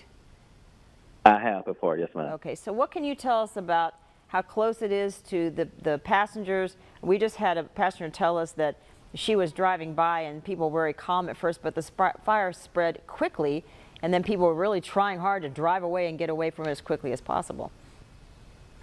Yeah, from where I'm parked at, I cannot see the parking garage currently. When I arrived, they already had everything roped off. So I have not seen damage. see any flames right now either. But hopefully in the next few minutes I'll walk over to the parking garage and get a view at it. Okay, and explain to people as far as government structure goes, who has the power to control what policies are made at the airport and what will happen after this investigation? Will that come from the city or state or what? I'm in the process of finding them right now. Because the reason I brought that up, Mr. Gaffney, is we heard earlier that one of the officials was saying that there were possibly electric batteries in some of those cars. So you wonder if that may have sparked something. We've seen garages, we've seen all kinds of problems with EVs, and we don't know if that's something that's going to be addressed or whether it even can be addressed. Yeah, that's a great question. I can bring that question up for Chief, but that's a great question. I do not have the answer to that. Okay, well at this point we're all asking questions and that's okay, and we do appreciate your time. Is there any other message that you would like to give out as a city council member? No, this pray for all the active JSO and JFRD first responders who are involved in this fire right now. Good afternoon, folks. Vanessa Rufus taking over here in the Live Impact News studio. You're watching on WCNC Plus as we are turning away from our affiliate coverage out of Jacksonville of a fire inside a parking garage there at the airport in Jacksonville, Florida. We'll get back to that situation as needed as new information comes out. But we wanted to turn now closer to home here and the PGA Championship, which is in round 2 today. And we have our crews out in full force, as are all of the community members today, as we're seeing. We've got our Anna King live joining us from Quail Hollow right now, where we actually heard the governor was in town taking in some golf and also meeting with some folks. So Anna, you were able to speak with him. What did he say? Yeah, he was here. He really spoke impact out here, and we mentioned yesterday that the championship brought in 2017 over $100 million, and so he reiterated that and also mentioned that they are expecting to far surpass that number just this year, and that's not hard to believe. Just take a look at the number of people that are out here right now, and what you're looking at is not even a fraction of the number of people who are here. And the governor didn't just talk numbers, though. He pointed to what can be seen in Uptown right now with full hotels, restaurants, and local shops. So this is really just going to be a huge boost for everyone here in the Queen City. Vanessa. Yeah, and I mean, we know that the governor has been pretty outspoken as of late about the state of small businesses, and specifically he's been talking about small business with direct relation to the impacts from Hurricane Helene and how we know in Western North Carolina folks are still trying to recover there. Did he talk about being able to meet with small businesses here in Charlotte, and if so, what was the purposes of those meetings, and what did he say as far as, you know, any sort of feeling out of the situation here in our area? He did. He mentioned that while he is here in this area, he plans to stop by multiple small businesses and really speak to them about what's working, what help they could use to expand as a business, and also what revenue they could send back to Western North Carolina to help out with the recovery efforts that are still going on there. So he does have a full plan while he is here, and that's just a portion of it. And too, Anna, that you'll be putting together some reports for us for the evening news here on WCNC Plus 5 and 6 o'clock. So we know that we heard pretty heavily from folks who are visiting or they're locals, but they're here, you know, at Quail Hollow, or they're out patronizing vendors. Who are we going to hear from today? Were you able to speak with any vendors? Did they tell you how they feel about how things are going, how the foot traffic is going so far for the PGA Championship? Yes, we have spoken to so many people here today. First of all, fans who are so excited just about day 2 of the PGA Championship, and also we spoke to some vendors. We actually bumped into some vendors who were more than happy to speak to us just about the impact they are feeling with this championship being here. They really highlighted the fact that they are a small local Charlotte business, and so they're just feeling that impact right now, and they're just one of many. So coming up here in the later shows, we will hear from them as well as many other people.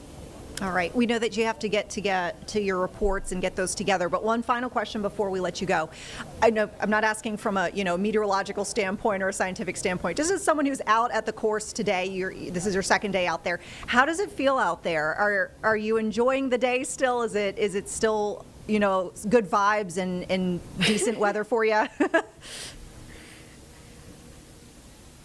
Oh, it's hot. It is absolutely hot out here. It's humid. I actually have my fan. I tossed it to my photographer before this live shot, but I've been walking around with a fan today. So I came prepared.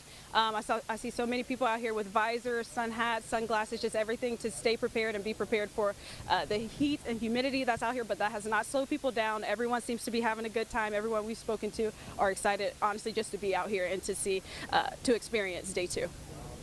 Certainly a lot of folks who aren't any stranger to hot conditions for golf here in Charlotte, and a very wise decision bringing the fans. So Anna, thanks so much for sharing that tidbit with us and for joining us here on Live Impact News on WCNC Plus. We'll see you here at 5 o'clock, right? That's your first report coming up for us? Yes, 5 and 6. All right, see you then, and thank you so much. Have fun. Okay, so folks, keep in mind, we have team coverage. As we mentioned, our crew is out there in full force. We'll have multiple angles covered for you from the PGA Championship, including a check of the latest leaderboard and also some of the specifics of how the course is playing today. So with that, we do want to turn our attention back to Jacksonville, Florida. It looks like our news partners out there continue their continuous coverage of this fire at the airport inside a parking deck. Let's listen in. It sounds like we have a reporter who's on the scene right now delivering a report. Now.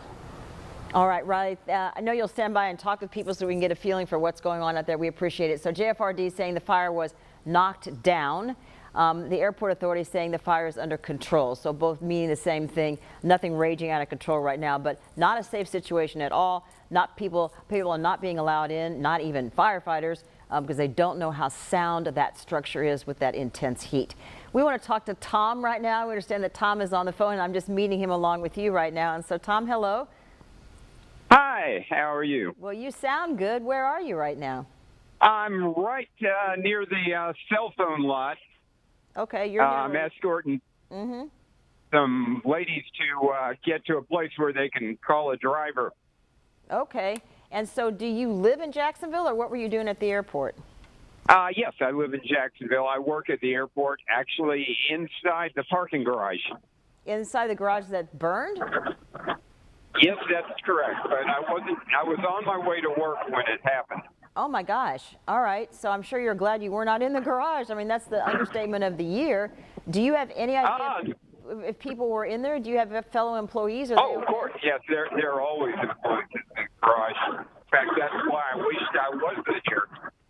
Okay. Because, yes, I mean, our first responsibility would have been to evacuate the building. All right, Tom, I really want to hear what you're saying. It's important, but I'm having a hard time. If you are walking around, maybe just something might be... In the wind, yes, ma'am. I'm afraid so. Okay, I can't quite hear you. If you're walking, could you maybe stand still for a sec? Okay, that might be a little bit better. Okay. Is this any better? That's getting better. Yes. Okay. Thank you, Tom. All right. So help me. I found a windbreak. Okay. Good. Okay. Now I need you to repeat what you just said. Your job is to evacuate. So was anybody in there? Yeah, exactly. Would have made sure everyone got out of the building safely. Okay. So you did evacuate people out of there? No, I did not. I was still on my way. I was. Okay. Have you talked to other of your colleagues? Did they have to evacuate people? Did they? No, I did not speak to any of my colleagues. But I know some of the drivers were making sure that people were getting out. Some of the drivers, like Uber drivers, or? No, drivers for the rental car company. Okay, and so they would have been parked on the street below the garage, though, right? Yeah, that's on the first level. And so that's that road right in front of the garage is right where all these rental car companies put their shuttles. Is that what you're saying? Well, no, they're inside the garage. They're inside the garage, the rental cars. Okay. Tell us what you know that's important that we should know about this particular garage. It is the hourly garage, is that correct? That's what the airport said. Yeah, it would be the hourly garage. What I know is apparently the floor is collapsed from the third floor onto the second. And, I saw the fire when I was on my way to work. It was a huge amount of black, oily smoke. Okay, and then how did you know the third floor collapsed onto the second? I was talking to some of the people that had been following what was going on. Okay, and then the rental cars, is that all on the first floor? That is correct.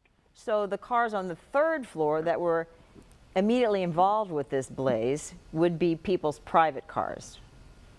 Yes, that's correct as well. Okay, all right. And that's very unfortunate. That is. And if anybody was in the parking garage then, we haven't heard any reports of rescue units whisking people away or anything like that, but it would be difficult to get out of there quickly. Oh, no, I'm sure they would get out fine. And I just walked by the row of ambulances, and there are only empty gurneys. Oh, goodness. Oh, great. Oh, I'm glad to hear. Did you happen to ask anybody if they'd transported patients, or you just noticed the ambulance? No, I was just walking past. Okay, well, let's hope that the no injury, what appears to be an observation, stays put. That's what we're all hoping for, that nobody was hurt. So tell us some more about what we need to know about this garage, because that is where you work, Tom. Yes, ma'am. It's a concrete garage. We're 6 floors on one side, 4 on the other, and very open. So should be okay, other than the structural damage. 5 floors on one side and 6 floors. 6 floors. So 6 floors total. Well, like I said, on one side, on the daily side. Okay. And 4 on the other. Okay, 4 on the hourly side. Uh-huh. It's all part of the same garage that burned? Yes, it's all connected. Okay. And this third floor, so it could have been an EV car or a gas-powered car or just a mixture of all different types of fuel that was combustible. Yeah, it could, definitely. And it's hard to say at this point. Okay. And then have you talked to how many employees that would have been on shift at this point around noonish today? Let's see. That would probably be 20 to 30. Okay. And you've been told that all the employees are okay. Is that right? That is correct. And let me just make sure I understand that. 20 or 30 employees would have been on shift at the garage or where? Work both at the garage and cycling through, because each of the companies employs drivers. The rental car companies? Yes. Okay, so there could have been 20 to 30 employees of the airport in the garage or the various rental car companies in and out. Okay. The rental car companies, and that would be for all of the rental car companies. Each would have a staff of varying degrees. Okay. Well, Tom, we're glad you're all right. Thank goodness you didn't go to work early today.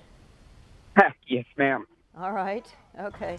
Well, it looks like there might be a different place for you to work for a while here. Yes, ma'am. I'm just going to go back and see if I can help more people. All right. What kind of help do people need right now?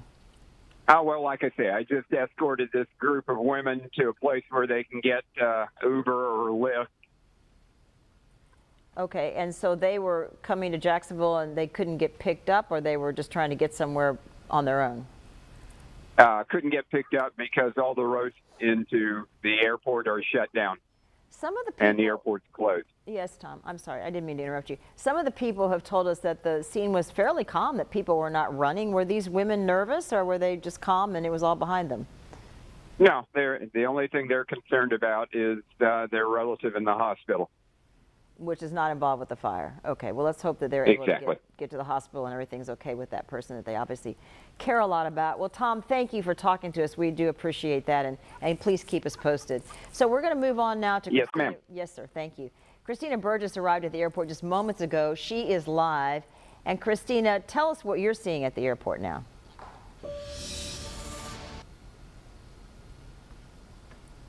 So we don't hear you, Christina, right at the moment. Apparently we're having a little bit of audio problem with Christina.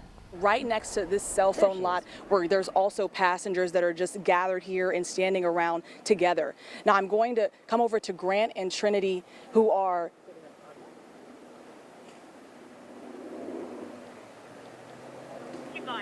yeah, and I'm going to actually go over right now to Grant and Trinity, who's joining me right now. And Grant, you told me that you guys were actually in the airport or over there when this fire broke out. We were on our way to the airport, and we could see the plume of smoke rising, out of the airport area as we approached. And then, of course, they had all the sheriffs blocking all the road and traffic off, detoured us over to the parking lot, and we just kind of been patiently waiting ever since. Yeah, and you were even telling me that when you were driving in, you could see the smoke, but you didn't know where it was coming from. We couldn't tell it was coming from the airport at first. We were wondering. It didn't seem as if it was, but when we got closer, we noticed what was happening. Yeah, and I mean, what are those initial thoughts when you see it's here at the airport? We're going to have a long flight. And tell me, Trinity, as well, I know you're heading to Sacramento, California to celebrate your 21st birthday. What are your thoughts with now having to wait? It definitely is not that fun because I know my grandpa isn't very happy about, but yeah, we're definitely going to have to be here for a while, definitely. I know that. And tell me, what time was your flight supposed to be leaving today? Well, we were scheduled to leave at depart at 1:40, and once we got here about an hour and a half early, so it started then, and we've been waiting since. And what airline were you guys flying out of? Southwest. And have they told you anything? Has the airport given you any updates? No, actually, when we pulled up, they told us nothing. All they said is it's all closed. That's all they would tell us. And tell me, how long have you guys been just standing out here and just waiting around? Wow, since, at least. Yeah. For a while. Thank God it's not 100 degrees today. And how are you guys going to pass that time? I know, waiting. How are you going to pass this time? Well, we're going to pass it in the shade, apparently. And I know we've been standing here. You've pointed it out since we've been standing here. We've seen some people walking over to the police cars and trying to figure out where they can go or what they can do next. Right, and that's it, the lack of information. So we've had a lot of people trying to bypass security, come back down the street. So it's been pretty chaotic. And tell me again, Trinity, I know Sacramento, tell me why we're heading there again. For my birthday and to see my grandparents, very excited, but yeah, we're going to be delayed now. Hopefully it won't be too long, but yeah. Are there any plans for if you guys aren't able to fly out today by chance? Well, looks like we'll end up doing a hotel and dinner somewhere if this doesn't pan out, so yes, hopefully. Yes, sir. Is there anything either of you want to add just about how it's been out here and just the waiting? I have to say it would be nice if they gave us a little more information and kept us more informed. Other than that, we were surprised. So it's been interesting. Yes, sir. Well, thank you both, and happy early birthday to you, Trinity. And again, guys, there have been multiple passengers out here. People telling me that they're trying to fly to Atlanta today, Knoxville, Tennessee. One couple even telling me that they're just going to have to drive tonight because their flight may not leave today. Reporting live outside of Jacksonville International Airport, Christina Burgess, First Coast News on your side. Thank you, Christina. That gentleman was a picture of calm. He said it was interesting. That was his word. So we are listening here on Live Impact News on WCNC Plus to coverage from Jacksonville, Florida, of a parking garage fire that has caused a lot of operational issues at Jacksonville's airport. And at last check, we're seeing that it sounded like fire crews had gotten this mostly knocked down. But as you heard from some of those interviews just a few moments ago on the ground, there are lots of folks who are dealing with delays, and we expect that will probably be the case for some time, considering the fact that at last check we were hearing the fire department wasn't even able to really go in there and inspect the parking deck to see structurally how everything is. We know that flights, all of them there at the airport, grounded, and we're actually learning that some of those flights have Charlotte ties in the sense that we know at least one. Our producer Carlene was able to find one flight from Jacksonville to Charlotte, which sounds like it's unable to depart on time. Is that right, Carlene? Yes, it was supposed to go out at 2:11 from Jacksonville to Charlotte. Now it's on the board. It says now 3:25. There's also supposed to be a flight coming to Charlotte from Jacksonville at 3:45. It still says on time, but we know that very well could change. Yeah, and I mean, the other thing too, we have to think about our flights coming from Charlotte to Jacksonville. Were you able to find anything? Yes, so the next one that's supposed to be heading out was 4:06. Okay. Is the next one that's supposed to head to Jacksonville. And as now it still says on time. Again, very well could change. Okay.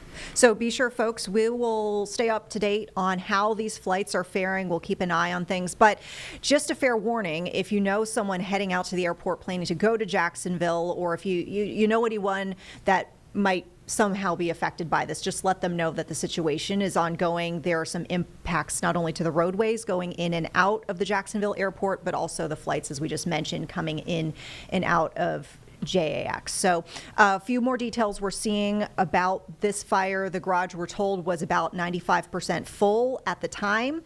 This was around 12:30 in the afternoon, and multiple officials are now monitoring the situation. As we mentioned, this isn't fully done, even though we've heard that the fire department has knocked down this fire. So it looks like we're getting some live interviews on the ground. So let's listen back in here. You're watching Live Impact News on WCNC Plus. They're just waiting, trying to figure out what exactly they can do right now as we wait for more information from Jacksonville Fire Rescue. We do know Mayor Donna Deacon is on her way here, so we should be getting a press conference sometime soon. We do appreciate your help.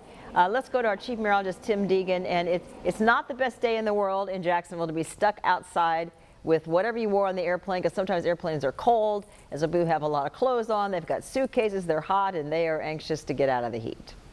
Yeah, I certainly feel for those people who are stuck there because it now feels like about 95 to 100 degrees and will through at least 6 or 7 o'clock. So another way to say that would be, for those of you who are optimistic that maybe the planes will fly again, I would stay someplace where there's AC until you hear actually that the planes are going to go up later this afternoon. I'm sure we'll hear more about that. Visually, as far as me sharing anything more about the fire, I have nothing but relatively good news. I don't have any indications that the smoke is bad at all. Of course, I do not have an eyeball actually on the fire. This is Airport Road looking to the west. We're simply continuing to see traffic being forced to turn there. So even for those of you that maybe want to get close, you can't get close anyhow. As far as the actual winds, this is right at the airport now. When we show you W, that means west. That means winds are blowing from the west to the east. So another way to say that would be if there were billowing smoke, it would be blowing toward 95, that is toward I-95. Here's another way to look at it. Now I have the radar tweaked up, and what I mean by that, if you've been with us through the years or through the decades, although the radar, the Doppler radar, is there to show us showers and thunderstorms and severe weather, it also helps us with wind direction. It's pretty good with particulate matter like smoke if we have it tweaked that way, and I have it tweaked to pick up any type of smoke. Now admittedly, the radar is right at, this is the airport here, the radar is right at the airport site. So within a mile of the airport, we wouldn't see the smoke anyhow. But at least for a bit of positive news, and we've pretty much have heard this from Riley and from others out there, we don't see any sign. For instance, if the smoke was getting worse or was billowing in a really big way, we would, despite the blind sight, we would see a smoke plume heading off to the east into the northeast. So in other words, heading toward the north side or even spreading up into Nassau County. No signs of that at all. So that's just to reinforce what we think, what we're hearing about. As Jeannie said, we're being told the fire has been knocked down. This is where the smoke would go. There probably was a brief period of that. We don't see that. Bottom line is, though, we continue with the heat, certainly out of concern for those folks there. But if you had plans to head to the airport, again, we're not going to tell you don't go, but you're being told to go away, or at least you're being turned away. And it's going to feel like 95 to near 100 degrees at the airport, probably beyond 6 o'clock tonight. Jeannie? All right, we hope everybody has some water and they can keep hydrated. Thank you so much, Tim. Let's go back out live now. Our Christina Burgess is talking with passengers who are, I don't know how else to say this, stuck on the grass out there. Yeah, I mean, Jeannie, that's exactly what it is looking like out here. I'm actually going to show you there are passengers that have now sat right on the ground. They're next to their luggage. They're next to their backpacks. They're charging their phones. They're honestly waiting. A lot of them also making calls. There's about, I want to say, it's about a dozen people out here. They're under a tree as well. And it's a very hot day here in Jacksonville. And so they're telling me that they're deciding to stand under this tree because of the heat. We're standing right next to the cell phone lot here at the airport. And people are telling me it's really just a long waiting game. And I'm actually joined right now by Sarah, who told me, how long have you been waiting out here, Sarah? Really not that long, around 30 minutes, but my flight is in an hour and a half, so I'm holding out hope that I can make it. We'll see if I will. And Sarah, where are you heading? To Italy. Yeah, so it would be kind of a bummer to miss it, honestly, but we'll just see how it plays out. Yeah. And tell me, if you don't mind, the plans in Italy when you're there. How long will you be there? For sure. So I'm visiting some loved ones. We're going to spend 10 days there. I don't get a ton of vacation, so I was really excited. But this is one exciting way to kick off the vacation. Yeah. And have you been able to call family or friends and tell them? Yeah, I've been letting them know. Unfortunately, not all of the airlines are marking the flights as delayed. They have to have some internal communication to let them know that the airport is actually on fire. I'm like, hey, I see a fire truck, and they're like, we have to hear word from the people who are at the airport in order for you to be able to rebook. And I think it really just is a waiting game, like you said. Yeah. And I know you said you only been out here for 30 minutes, but did you see the garage fire in the parking lot, or did you see the smoke? I saw the smoke, but what I think kind of started tipping me off was the traffic. They started cutting people off from getting into the airport, and we kind of took a side road to get in, and then saw all of this going on. Yeah. And what went into your decision making? Like I was just saying, tons of passengers have now stood under this tree. What made you also want to come out here and join the group? Well, I just wanted to be available to see if things did kind of turn and the tide changed a little bit. Plus, I have the day off and it's a beautiful day outside, so I'm like, might as well give it a go. If I can actually make it to Italy on time, then I'll do it. Yeah. And as passing time, I've been asking all the other passengers, what are you doing to pass some time under this tree? Using this time to talk to friends I haven't caught up with in a long time. So, yeah, really not too bad. Is kind of a bummer, but luckily I'm not too anxious of a traveler right now. Yeah. Sarah, is there anything else that you're wanting to add that people should know? I know they're not out here with you and experiencing this, but is there anything else you want to add? No, I hope things get resolved quickly. I hope everyone's all right. Yeah. Thank you so much, Sarah, and I hope you make it to Italy and enjoy your trip with your family and friends.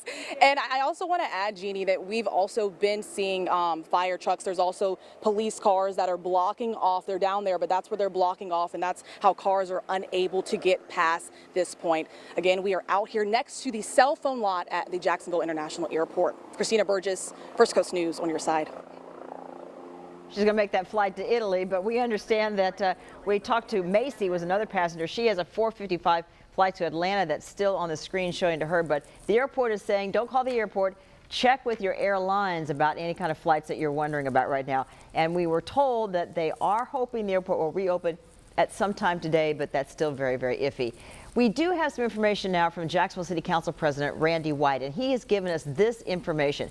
He says, I am aware of the fire that JFRD responded to at the Jacksonville International Airport. First, I want to express my gratitude to JFRD, airport personnel, and all first responders who acted swiftly to ensure the safety of travelers and staff. At this time, I have been informed, this again is the City Council President, that there are no serious injuries reported and operations are being assessed to ensure safe resumption of services. The safety and well-being of our residents and visitors remain our top priority. My office, he says, is in communication with airport authorities and emergency management, and we will continue to offer support as needed. And the City Council President goes on to say, I encourage the public to follow official airport and city updates for the most accurate and timely information. We are thankful for the professionalism and dedication of those who serve on the front lines during emergencies like this. So we want to tell you that we will stay on your side following this breaking story. We have several crews at the airport right now, but again, the Jacksonville International Airport is closed right now. We will keep pushing out information, the latest updates, and you can do that by sending the link to yourself, and that is easy to do. You want the First Coast News app, just text the word app, APP, to 904-633-2402, and we'll keep the information updated for you. In the meantime, everybody stay safe and stay patient, and we'll be back with updates just as soon as we get them. Thanks for joining us. This has been a First Coast News On Your Side special report. All right. Trust the most accurate weather. Folks, thanks for sticking with us here on Live Impact News on WCNC Plus. You can see some of the coverage there from Jacksonville, Florida, wrapping up. As we talked about, this has been a multi-hour situation for folks who have either been trying to fly out of the airport, maybe even pick someone up at the airport, because there is a fire that is mostly knocked down at this hour in the parking garage. We're told that the garage was 95% full at the time, and now we've got all flights grounded. We have all roads in and out of the airport that are closed down. And you've been seeing some of the reporting on the scene there, on the ground, interviews with folks who are just kind of sitting in the grass at the airport property, waiting to either go on to their flight, pick up somebody. I mean, this is causing a major headache. And as we pointed out several moments ago here on Live Impact News, we are seeing actually some Charlotte impacts, as there's at least one flight that we see that's supposed to have taken off or taking off soon from Jacksonville coming here to Charlotte that has now been delayed.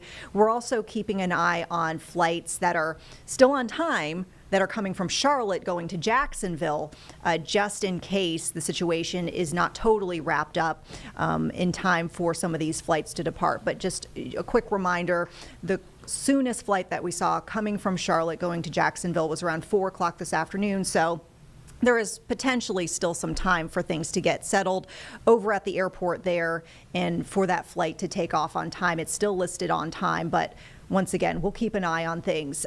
Multi-vehicle fire once again started around 12:30 in the afternoon. According to a staff member at the airport, this was on the 3rd level of the daily hourly parking garage. As we mentioned, it was virtually full, and there is a lot more investigation at this point because, as we mentioned, things are largely knocked down for the fire, but you have to do, of course, the investigation into what caused this.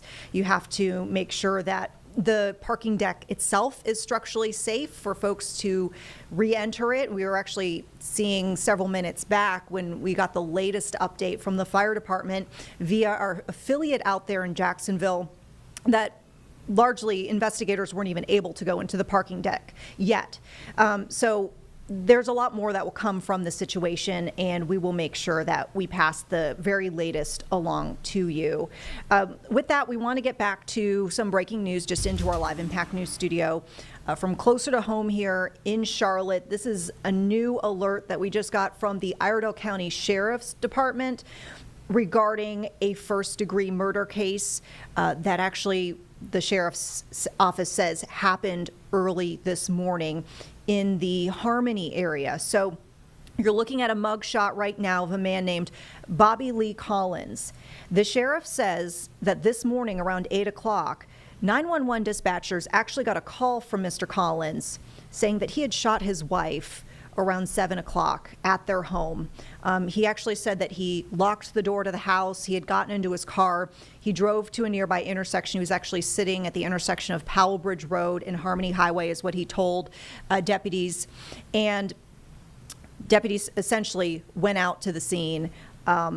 They were able to locate Bobby Lee Collins. They took him into custody. They went to the home in question, and they unfortunately did find this woman, this man's wife, Iona Collins. She was dead. So this is an ongoing investigation, but like we said, we just wanted to get you this alert as soon as we got it into our newsroom here.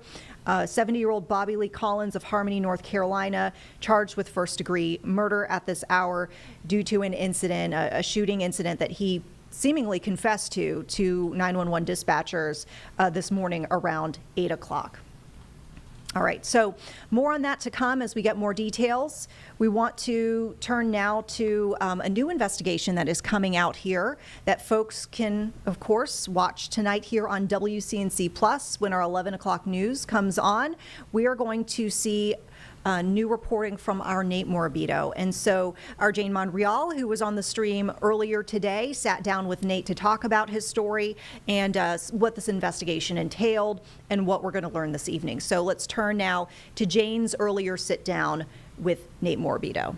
I want to get to a story here where we're diving into the investigation now that really hits close to home for many parents. Our Nate Morabito has uncovered some serious security gaps in schools, school-issued technology, putting children at risk from inappropriate images to violent video games, students in the Iredell Statesville school system accessing content during school hours that really would shock a lot of parents, Nate. And so he's here to discuss what is happening here live in the Live Impact studio, Nate. And want to start off really with the question of what tipped you off that there might be security issues with these school-issued iPads and technology? I mean, it's a great question. So as you all remember, I spent a lot of time in Iredell County last year covering coal ash concerns. And I met a lot of people and I talked to a lot of people that were concerned about that issue. And because of that, they have kind of known that if there's an issue there, they can reach out to me. And so someone alerted a parent up there that they should reach out to me. And this father had, throughout the school year, multiple issues with his son's tablet use. And you know how it works in school nowadays. The parents and the students get these forms before the school year starts where they promise to follow the rules. You know, rules get broken a lot. And we're talking about kids, not adults here, who are using these tablets. And throughout the school year, this father started noticing some things. Number one, that his son was missing assignments and didn't understand it. And come to find out, he was playing games during the school day to start out with. And what's interesting about this child is he has accommodations for a disability that require, number one, his iPad stay in his backpack until a teacher tells him to pull it out, but also that a teacher continuously monitors to make sure when he does have his iPad, he's on task. And so it started out with these video games, which kind of seems a little bit harmless, you know, except that he was starting to miss assignments, right? We're going to school to learn. You know, we have recess to play. Sometimes they have, like, you know, their own free choice time, but most of the day the tablet's there as a learning tool. So it escalates. The dad says this is becoming an issue. He takes control of the iPad settings, starts blocking websites, and then the son starts emailing his friends all day during the school day, right? So this is another thing that's happening. Eventually, he thinks his son has learned his lesson, kind of gives control back to the boy in the school, and then he emails me. This is kind of like the straw that broke the camel's back. He emails me, and there's dozens of pictures of women, and a handful of them leave nothing to the imagination. Oh, wow. And this is like a sixth grader, right? So you could say, oh, a sixth grade boy, but some of them are clearly, objectively inappropriate, especially on an iPad that's using the school's Wi-Fi and that's issued by the school.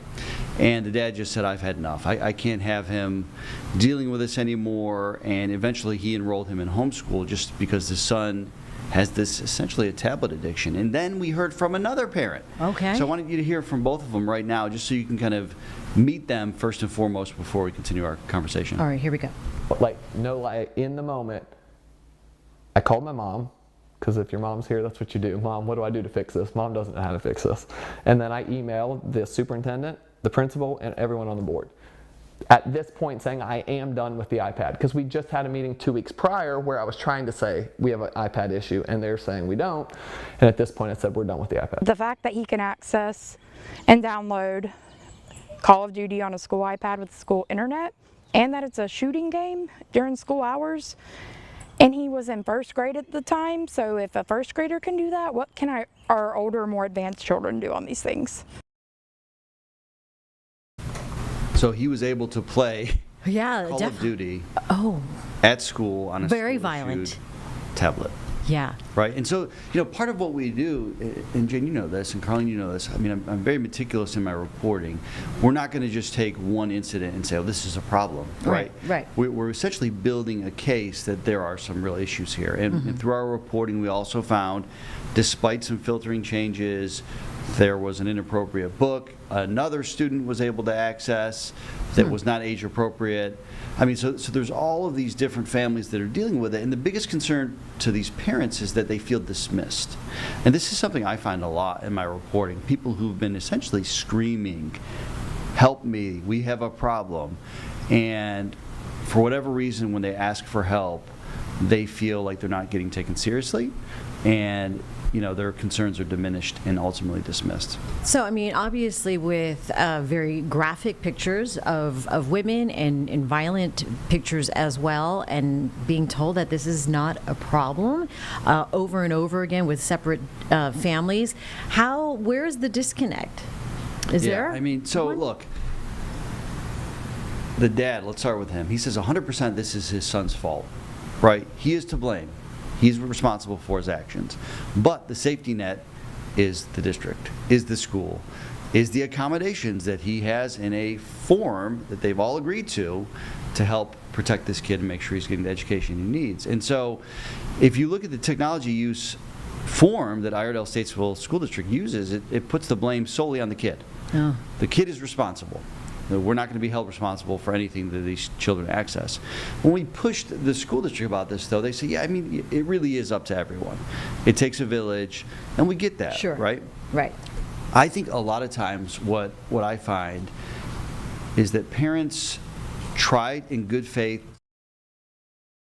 Hey, folks, we are going to turn quickly here to this press conference, which is underway as we speak, regarding a missing camper from Georgia who was found after being missing for more than 2 weeks during a blizzard in the California mountains. Tiffany Slayton is set to speak in just a few moments. She is joined by her parents, and as you can see, authorities, the sheriff's office there in Fresno County, speaking on this remarkable discovery. A quick backstory.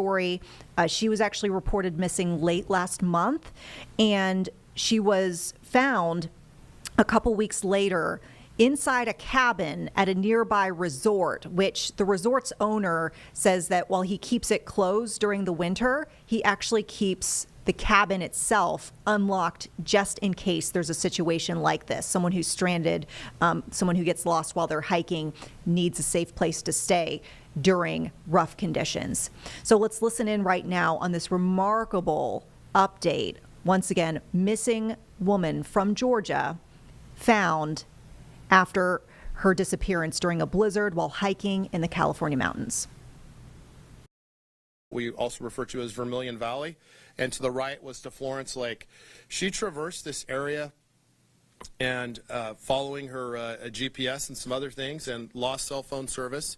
At one point, she took a very significant fall off the side of a mountain and had to actually give herself first aid and splint her leg due to this severe fall. And as we spoke to Tiffany about this just remarkable story, thinking of going over Kaiser Pass, and there is somewhere between 10 and 12 feet of snow. The road hadn't even been plowed yet at the time that she went over. It wasn't plowed until somewhere around Monday the 12th or Tuesday, May 13th. And then after crossing Edison Lake, the lake's low right now. There's some what we call like little islands that cross the lake. She made it to the what we call sort of the north side of the lake, and then continued hiking all the way back to an area near Golden Lake. And if you look on a map, Golden Lake is not far from Rock Creek Lake, and she was about anywhere from a half mile to a mile from the Mono County, Inyo County line, but still in Fresno County, hiking up peaks as high as 11,000 to 11,200 feet. Just an absolute remarkable story. Her bike was left at a sign for the trailhead for Hopkins Lake, and so once the snow melts and we have an opportunity to get up there, we will be attempting to retrieve her bike for her, because that bike is what she said during her story is really what helped propel her on this journey and got her through the snow and kept her going. And then obviously on May 14th, when the owner of the Vermilion Valley Resort was able to get in because the road had been plowed over Kaiser, he saw a pair of shoes outside of one of his cabins at Vermilion Valley Resort that he leaves open, which is at Edison Lake. And lo and behold, he observed Tiffany there, alive, battered, bruised, obviously dehydrated, but she was, in fact, remarkably and really, truly probably a miracle that she was alive. And then we were able to respond. And to my left today, we have Tiffany here. She's wearing sunglasses after being out in the snow for that long and the extreme sun. It did some possible damage to her eyes, so that's why she's here wearing sunglasses. She's going to get up and talk in a minute, and she's going to tell you about her story of perseverance, of determination, of not giving up, and just continuing the fight, and just having that belief that she was going to be found or be rescued. And eventually that day came, thankfully, when the road was plowed and the owner of Vermilion Valley Resort came and saw Tiffany there at the resort. So at this point, I will go ahead and have Tiffany come up, and she will share a little bit of her story as well. Hello. I didn't really come up with anything that's super planned for this. It's literally only been 2 days, but I will do my best to answer any questions that you may have. When I started, I had pretty much fallen off of a cliff trying to go on vacation for the first time. I may never do a real vacation longer than 3 days ever again. When I fell off of this cliff, I was unconscious for about 2 hours and did indeed have to splint one of my legs and pop the other knee back into place. From there, I couldn't actually get back onto the road. The main road was blocked because of the avalanche that I had been in, and of course, like a normal person, the first thing you're supposed to do is call 911, and I attempted that 4 or 5 times with no avail, and eventually got mad at my GPS and decided to ask, well, where's the nearest Starbucks? It's like, oh, well, we can answer that question. It's 18 miles from here.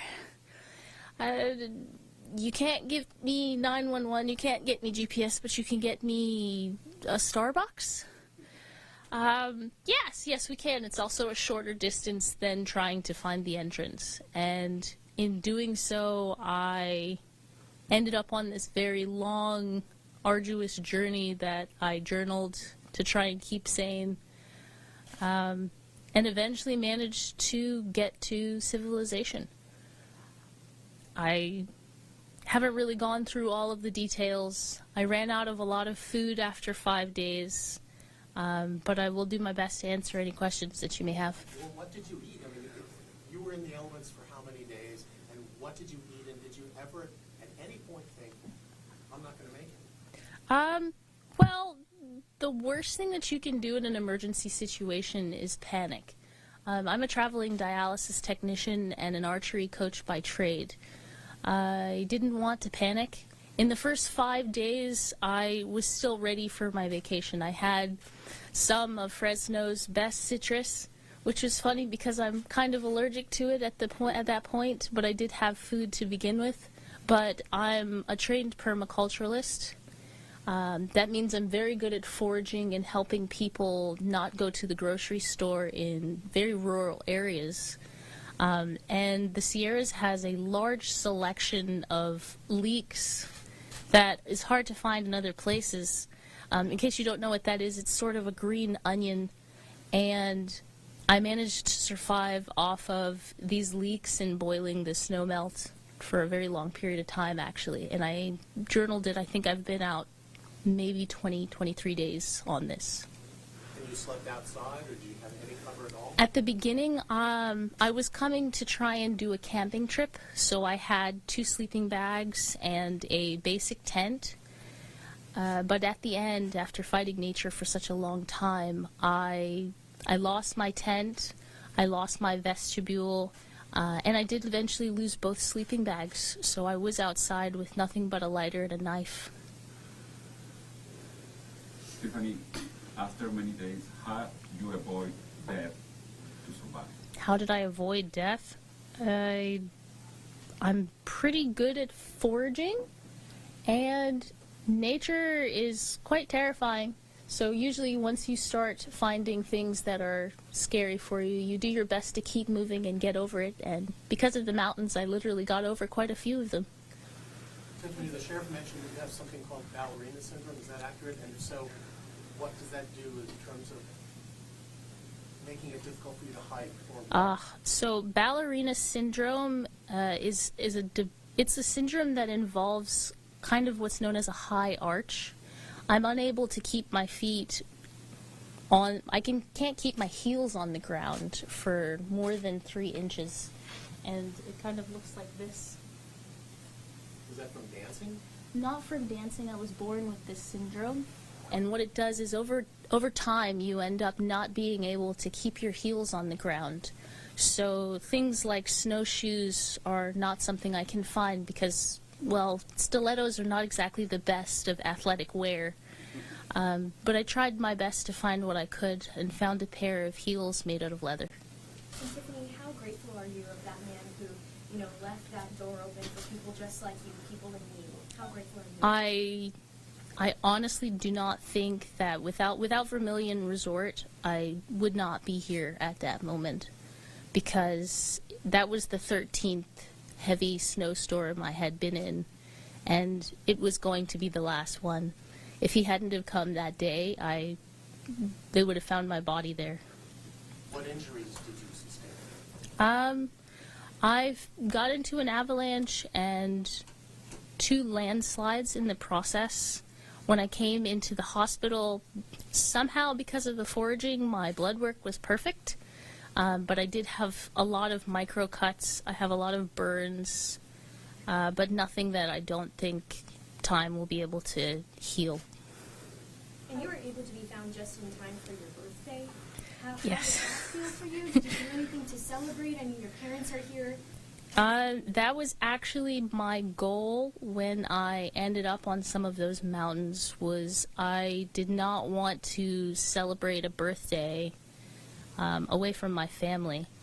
So I had made it a point to try and find some sort of building before the 13th, because the last things that I had for food in my bag was a Dunkaroo packet, because it was the closest thing to a cake I had. It was 3 cookies and a packet of icing, and a lovely lady had given me some elderberry syrup, and I really wanted to enjoy that on my birthday as hopefully part of a sandwich. You see shows like Survivor Man and things like that, and you generally think about somebody being a certain physical type. I wouldn't necessarily look at you and say that's a person that could last 3 weeks, and then here you are. To what do you attribute this ability to survive under the worst conditions? Well, while it may not look like it, I am a pre-Olympian for archery, and in the islands, I am number 2 in the world's islands for archery. In an archery session for 2 hours, we walk the equivalent of 5 miles and lift the equivalent of 2 tons. So my body type is not necessarily going to look like a boxer's, but it is indeed an athlete's. Did you see anything remarkable on your journey? Anything that stood out to you that you remember with animals, any encounters with animals? I did indeed see every type of animal, or come across every track for animals that could possibly be found in the Sierras, including a sort of mountain goat that I have not yet identified because I haven't had a chance to look at the prints. It's only been day 3. Do you remember what day it was that your mind shifted of, I need to survive and I need to keep going and not give up? Do you remember what day it was? Day 1, once you fall off of a cliff and your parents are in the back of your mind from different issues, I necessarily would have said that I would rather, I can't say rather die because I didn't, I would rather live than have to deal with my parents seeing that I failed in such a dumb way. Do you have siblings? I have 2 brothers, yes. What have your brothers said about you? Amazing. Both of my brothers are military, and that is not something that I wish to put on television. They are not the adventurous type. We'll put it like that. I don't believe that doing mountaineering is something in my brother's futures. Will you ever do this again? Will you go alone on an excursion like this again? If it was something that benefited my family, like a television show called Alone, I may attempt it in order to benefit my family's economy, yeah. Was it, so what day did you actually start foraging and get off the roads? Did you leave your bike with the intention of coming back to it, or were you leaving it there to come back, weeks or months later after you've gone? So foraging is kind of, it's almost like going through the grocery store. Eventually you start, boys check out chicks, foragers check out things that you could possibly eat in emergency situations. So at the beginning I had already started trying to supplement the things that I knew I wanted to eat with things that I had found in the environment. One of my favorite things to do, because I am Bermudian American, is part of the British culture is a lot of tea. Manzanita and pine needles is one of the most delicious herbal tinctures that I could probably come across, and it was very relaxing. If it wasn't for the life or death situation, I probably would have really enjoyed that aspect. You made a fire every night, you made tea every night? I did indeed make tea every day, partially because of my Britishness. But the other reason is when you're unable to collect a lot of carbs, the next best thing that you can do is to create a stockpile of micro minerals and vitamins so that you don't fall out. Did you have survival gear with you to make a fire and things like that? I had brought basic camping gear because this journey was only supposed to be a 3-day vacation. What went through your mind when you stumbled upon that cabin? I mean, what were you feeling at that moment? That was one of the heaviest snowstorms I had seen. I had actually gotten very lost at that point and didn't recognize that I was back at Edison Lake. I only saw white upon white in that storm. It was a little bit weird, but when I first came across it, it was a pristine Christmas tree and a tiny house, and it had markers like Santa's sleigh. And I could not understand. I thought I was losing my mind at that point, that I had somehow managed to make it to the North Pole. So I was not necessarily sure what I had come across. But when the door opened and I saw the best sleeping bag I had ever seen in the world, I wasn't necessarily thinking, oh my goodness, I'm rescued. I thought, it's a dry bed. When you saw your parents for the first time when they arrived here in California, what did you do? What did you say? Tell me about that moment. At yesterday, on my birthday, which is when I got to see them, I was not necessarily at the point of rest. Most people think that once you've managed to make it to civilization, that the journey is over. But recovery doesn't start happening until your body is fully capable of being able to digest. And at that point, I hadn't been able to digest anything. I could eat, I could drink, but nothing was leaving my body. And it's one of the #1 killers for people is actually just trying to not have problems in the bathroom. So I was very happy to see them, but I was intensely nervous because I hadn't made that transition yet. How are you feeling then? How are you doing? I'm doing much better. My digestive system has started functioning very well. I'm hoping that I'll see progress very quickly. My parents have told me that a lot of people have helped me to collect some funds for recovery, and I'm really looking forward to the recovery process. Would your parents like to talk? Yeah, come on, Virginia or Bonnie. You're looking at your daughter with such pride, and I understand that, and it's your only daughter, and she's apparently a better survivalist than your son. What do you want to say to them? Well, we're not going to say she's better. We'll say that we tried to prepare them for whatever the adventure of life will send their way. But your journey must have been horrible, waiting for that horrible phone call that you thought might happen. Did you think the call was going to come and it was going to be terrible news? We're more optimistic than that. We know our children. We know their capabilities to be able to survive. Our children, we've always been outdoor people. Let me rephrase that. My children and my wife are more outdoor people. I would be more comfortable sitting inside an air conditioning in a condo. However, we raised our kids to be outdoor camper type people. Tiffany got the love of foraging and gardening and plants and bonsaiing from her mother and I, because that's what we do on our farm. We have a micro farm in Georgia. So that's where it started. Now my boys, they enjoy, like most boys, they enjoy the military side of things. So they enjoy, tearing stuff up. And that's what that's who they are. Yeah. Mm-hmm. I can only imagine how you were feeling. Tell me a little bit about what was going through your mind and that feeling when you got the news that Tiffany's okay. Tiffany's fine? Oh my God. I mean, that's basically what I can say. I mean, we were at, of all places, Goodwill. trying to get some clothes because we had heard it was really cold here, and where we are, it's really hot. So he comes and he gets on the phone. It's like, I heard Tiffany, and ran off.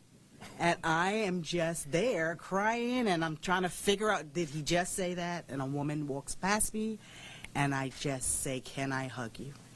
And I hugged her, and I cried.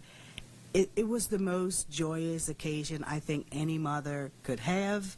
I would think anybody that knew their daughter was missing in a mountain or wherever she was, you would love to have them back. And that, it broke my heart, but it was the most joyous thing that I could ever have experienced. Yeah. What was it like to see your daughter when you arrived back? Oh my God, I had so many ideas. Jumping her and holding her, you want to just do all those things. But because the moment was hers and she was going through some things herself, we didn't have that moment. But just to hold her, she wanted to hold us. She wanted to hold her mom and dad, and I took it in, and I'm just glad to see her, to know that she's alive, and to smell her. Was she in the hospital when you saw her? Or was she No, she was somewhere else, and we had placed her in a hotel just to keep her safe. She was out of the hospital at the time, but You must be so proud of her. I am very proud. I mean, as a parent, we always say, we have adult kids. We can't control them. They can do whatever they want to do. But I'm very proud that she stood her own. I'm proud that she's back. But I will be prouder when she gets a GPS. So that'll be much better. We were talking about Garmin's and different other things, but I wouldn't be much. She could do whatever she wants to do, but just get some kind of GPS, and then we can talk every day. We don't keep our kids locked down. This is not a time for us to lock her back in Twigs. We'd love to have her back home when she's home, but her adventure is far from over. Yeah.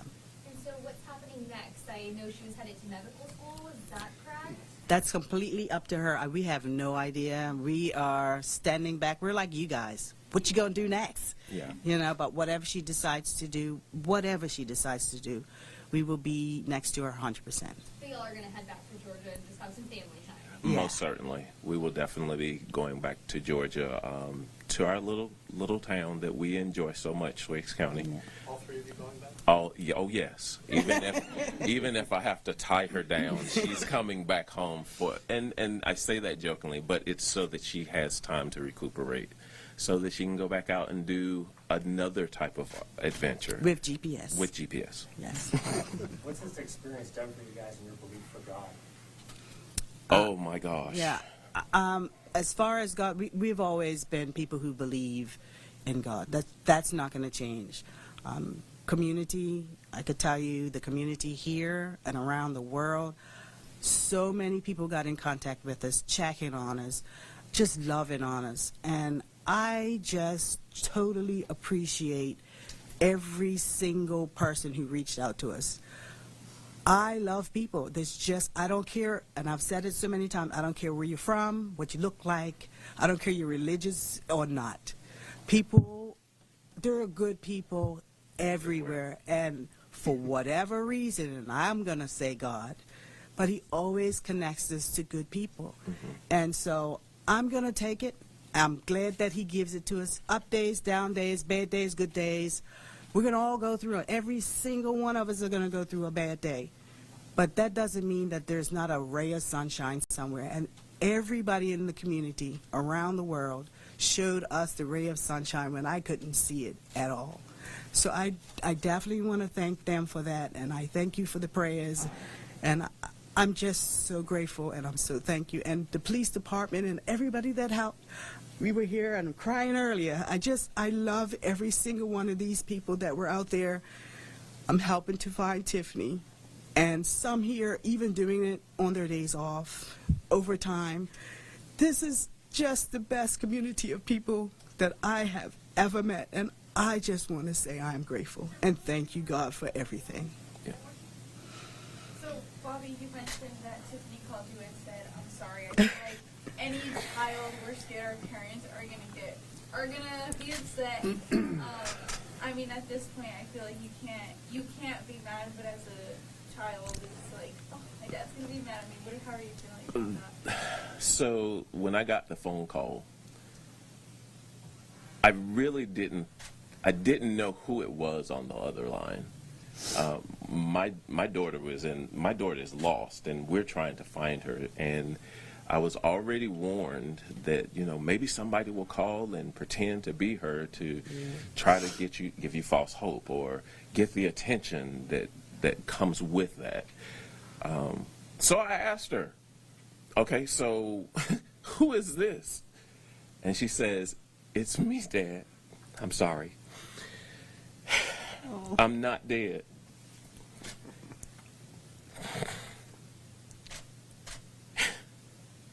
That was the best feeling. That was the best gift that I could have ever gotten.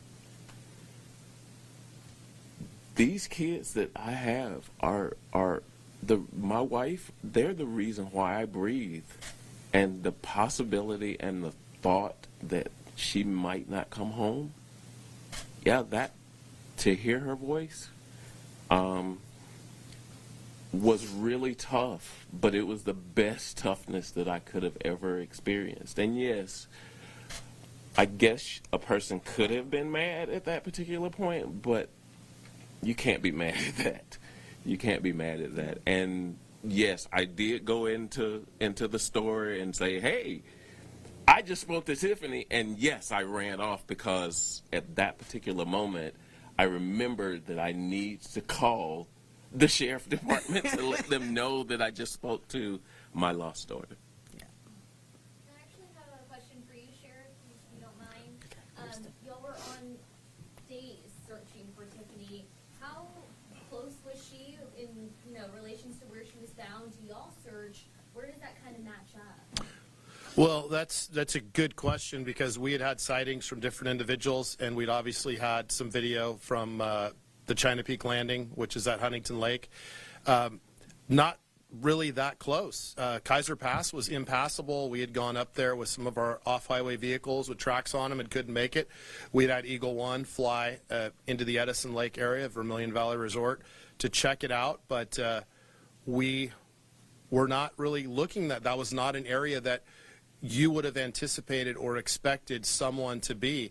And that is what really makes this story so remarkable. And as Ferdrina said, and their belief in God and the fact that it's a miracle, when she was getting a notification that the Starbucks off of the 395 highway in Inyo or Mono County was closer than even getting back to Huntington Lake, that just goes to show you how far out there she was. I mean, in this time of year with the snow and everything, it was just not an area that you would anticipate anyone to be.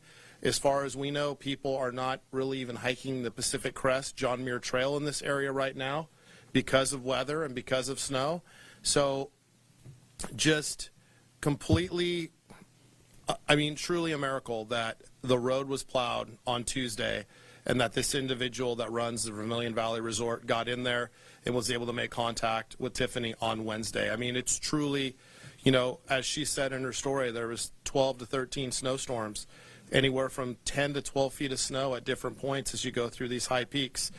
And for that to all come together on that day is just truly a miracle. This is, you have to believe that God had a hand in saving Tiffany and getting her home and getting her here with us today. And is this something that your department has ever experienced before, this kind of miracle? Not that I can think of after this many days that she was out there. And we started our search on May 1st. And then obviously on May 14th, on Wednesday, is when she was located at Vermilion Valley Resort. When you think about the weather and you think about the altitude, the elements and everything that she was in, and then obviously if you can look at this on a map and going back to the Hopkins Lake Trail and where we're going to go recover her bike from, where her bike was left, it's a very, very remote area. There's no real roads in the area. There might be a few little Forest Service or logging roads here and there. But it truly is a story of survival and determination by Tiffany. There's no other way I can explain it. I've worked for the sheriff's office for almost 30 years. I've grown up here. I spend a lot of time up in that area.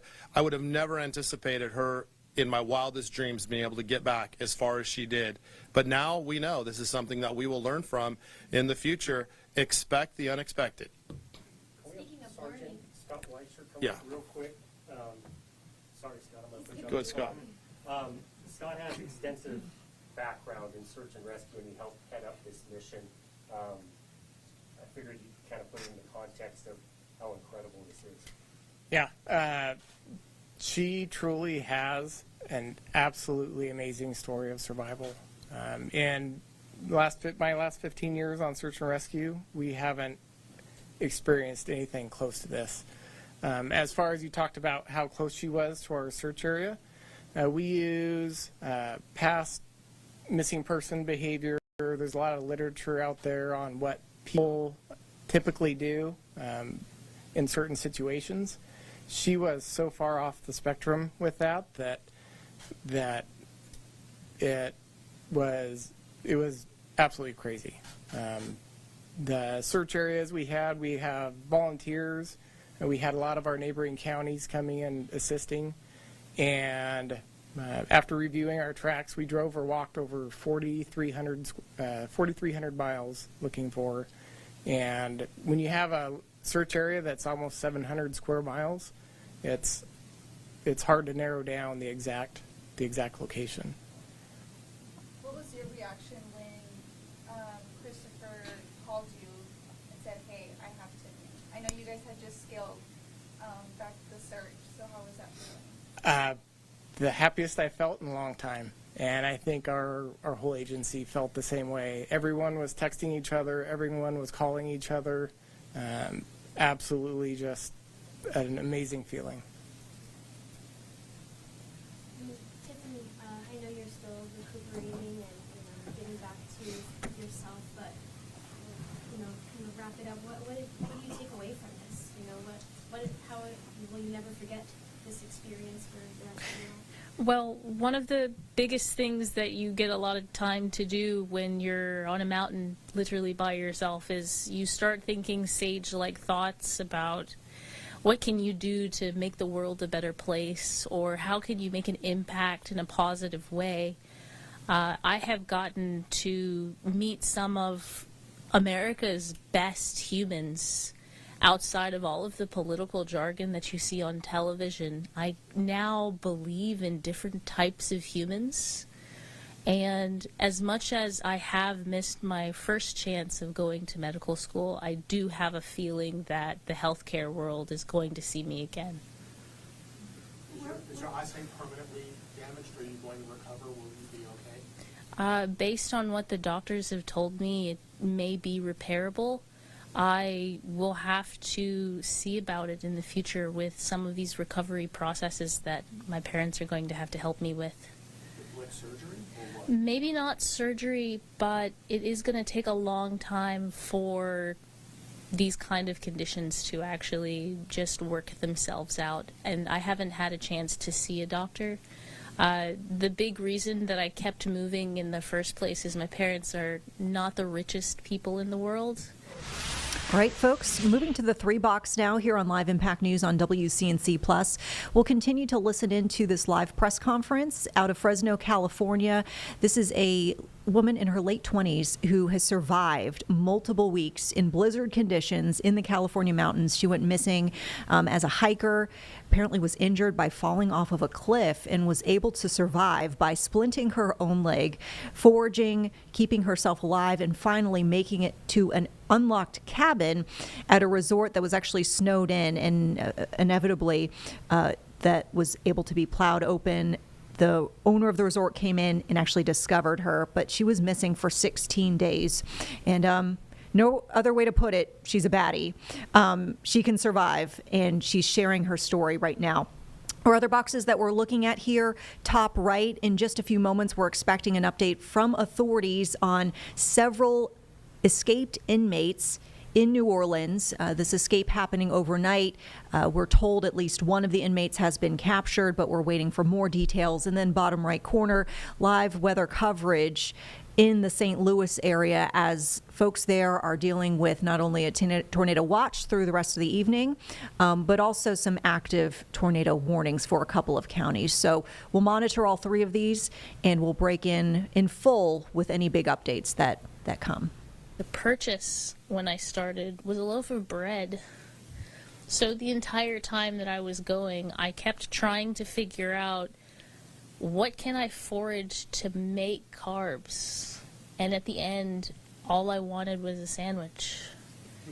Now that I've had leaks in water for such a long time, it's almost like I've never had food before. So when I got to Vermilion Resort and Raven and the guys gave me some of what they had brought, I had a peanut butter and jelly sandwich, and it was the best PB&J I've ever had. And you mentioned you wanted to go to Mono Hot Springs. How was your experience? I know it's probably not what you pictured. I actually missed it. The avalanche happened before I got a chance to even see it, so I'm hoping that eventually I'll get a chance to come, A, with a GPS, and B, probably with a car, so that I don't have to have so many issues. Tiffany, real quick, the Royal Gazette messaged me out of Bermuda. They want to know, have a message to the people of Bermuda. I will be back for archery quite soon, and I do hope that you're looking forward to seeing me. Was Mono's Hot Springs where you had planned to go? Was that your initial destination? And also, what was on the 25th that you had kind of left the trail or started on the trail to get out there? There's a lot of different talk around the time frame that people think that they've seen me. I am a high-level archery coach as well as an athlete, and the only day that I had to start for my vacation was actually the 20th on Easter. That was the day that I went up. I'm not the type of person to come back until I have at least tried to take a vacation, because I am a healthcare professional. I had just finished being, for lack of a better term, burned out from doing a few jobs, and I was adamant about at least trying a vacation once. I don't believe I'll do a long one ever again. You said are you on the archery team for Bermuda? Explain. In order for you to be a member of Bermuda's archery team or the United States archery team, you have to participate for a certain time frame. Because of COVID and my parents that I love very much being so high risk during COVID, I stepped off of the field. They needed someone to buy groceries and to be able to take care of the household in places they couldn't go. I still am that person as the oldest child. I will be attempting to recontinue the circuit though soon, because if it wasn't for my skills in archery and the experience I had in Bermuda in order to compete, I don't think I would have been able to walk as many miles a day as I did. From the day you got rescued till today, to this very moment, have you had any time to just like sit there by yourself or just think to yourself, hey, I'm here, I made it, my parents are right there? I mean, just to reflect? Well, my first day was actually in the hospital. I had heard of people that had been rescued. Before me, the only person that I'd heard of that had kind of, I don't want to call it the record, but the person that had lasted was 9 days, and they were skin and bones. I was expecting tests and being hooked up to saline, and within 5 hours they had already said, well, we're just going to check you out, so go find a hotel. Did you lose weight? I've lost about 5 kilos, but my blood work is apparently better than before I even started, so I'm a little confused, or maybe my skills are just that good. Oh, 2.2 pounds is 1 kilo. You lost about 10 pounds? Yes, I think so. So I'm working on that along with a couple of the other recovery items. I can't really rush that process. At least that's what I've been told by professionals. How did you make that phone call that day? I had gotten in contact with the owners of Vermilion Resort. They're wonderful people. Raven managed to remind me that a phone is kind of an important aspect. When I had gotten into the avalanche, I had lost mine, and he let me borrow it, and the first thing that I could think of was the 10 things that I wanted to do if I managed to survive, and one was to tell my parents that I loved them. I also didn't want to die because I did not have a GPS.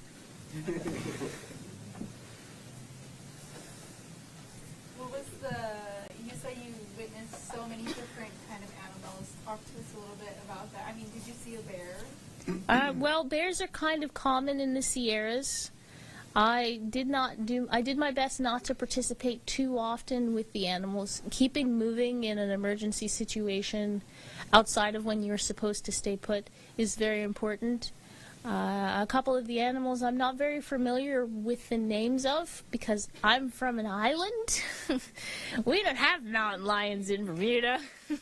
But I did come in contact with those, and after talking with Raven about some of the things that I had heard of, he's one of the owners for Vermilion Valley, I did come in contact with, I think it's a mountain goat of some sort.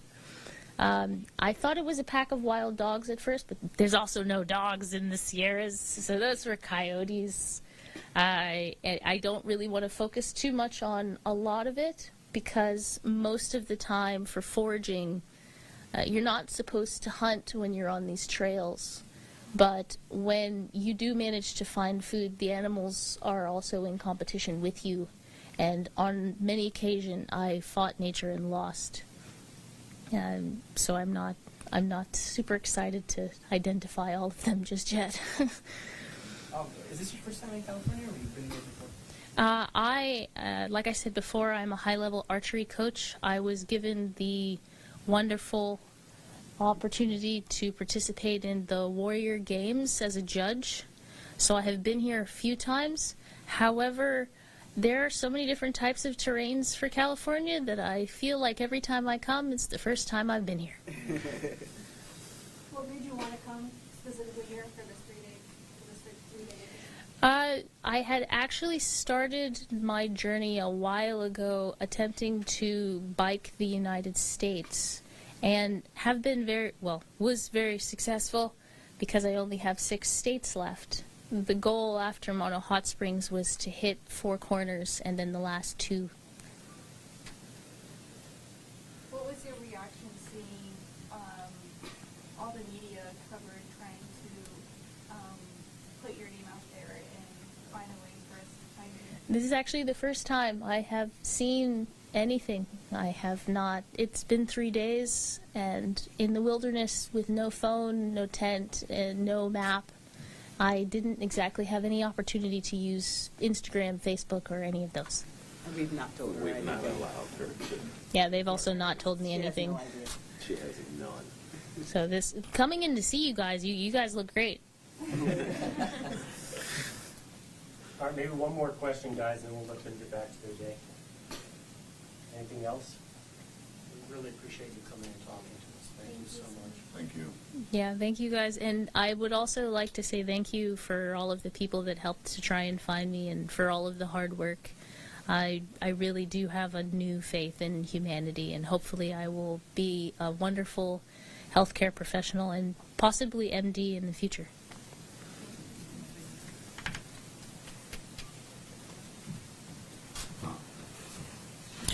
Thank you, Tiffany. That was well done. Great story. All right, thanks, guys. I know you probably want maybe like a couple of family shots or something of Tiffany and her parents together or whatever. So Yeah. Kind of break the formal. If you guys just want This can come right down. come up front here Right in in front the there. photo. You guys want sheriff and everybody, or just family, or Just families first and then. Okay. Okay, folks, live Impact News on WCNC Plus. This press conference wrapping up with Tiffany Slayton and her family. A truly remarkable story. Slayton is from Jeffersonville, Georgia, which is the Macon area. She was visiting the California mountains to go basically on vacation, get away from things. She talked about how she was essentially burned out. She wanted to get into nature. Well, she got a full dose of nature and she survived it. She was actually missing for 16 days in blizzard conditions in the California mountains. She just shared her story where she talked about falling off a cliff and injuring herself. She had to splint her own leg.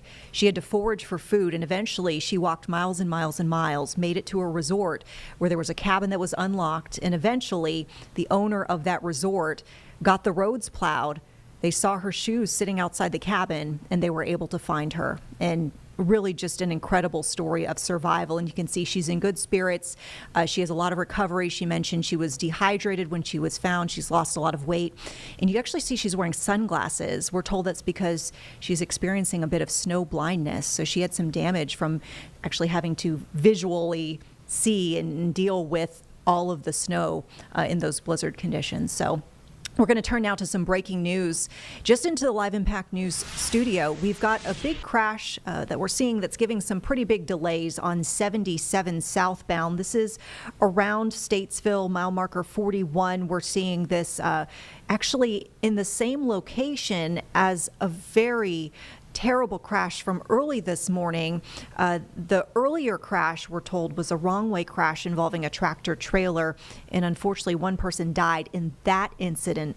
This one we're seeing no indications at this point that there is quite as much severity with the impacts of this crash, but as far as lane blockages and delays, we are seeing impacts certainly. So the right lane is closed. Looks like this might be closed through at least a little bit of the rush hour commute this evening. So just a heads up, if you have anyone who will be heading this way in the next couple of hours, you'll be dealing with, at the very least, some slowdowns, but potentially still some lane blockage.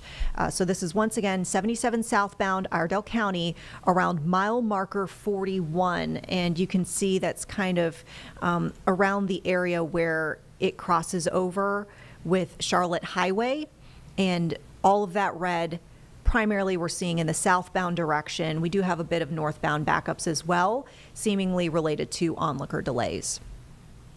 Okay, so we'll keep you posted as we learn more about this. Just to let you know, Drive NC does have this clearing potentially as late as 6 o'clock this evening or close to the 6 o'clock hour.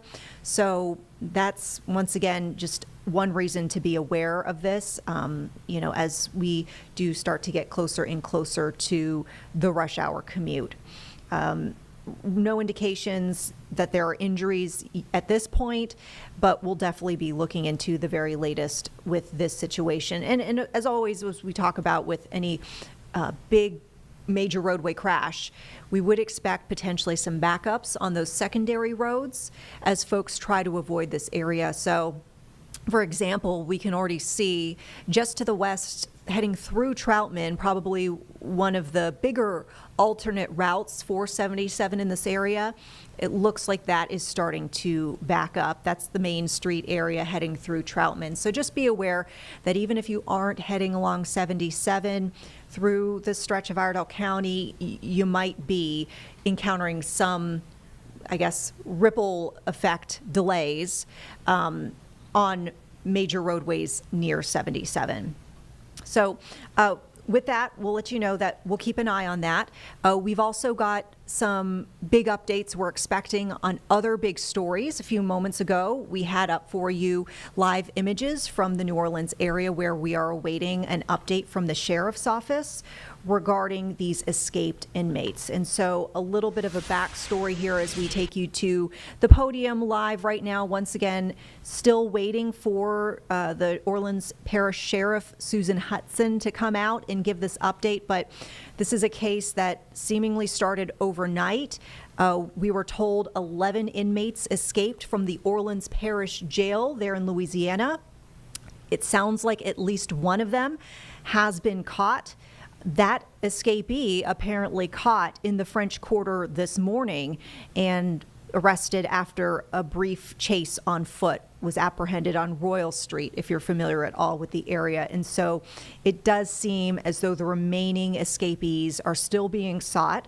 And this is a situation where we actually saw that the fact that they were missing was discovered during a routine head count, and that happened around 8:30 this morning. So once again, as we mentioned, potentially something that transpired in the overnight hours and only to be discovered in the morning.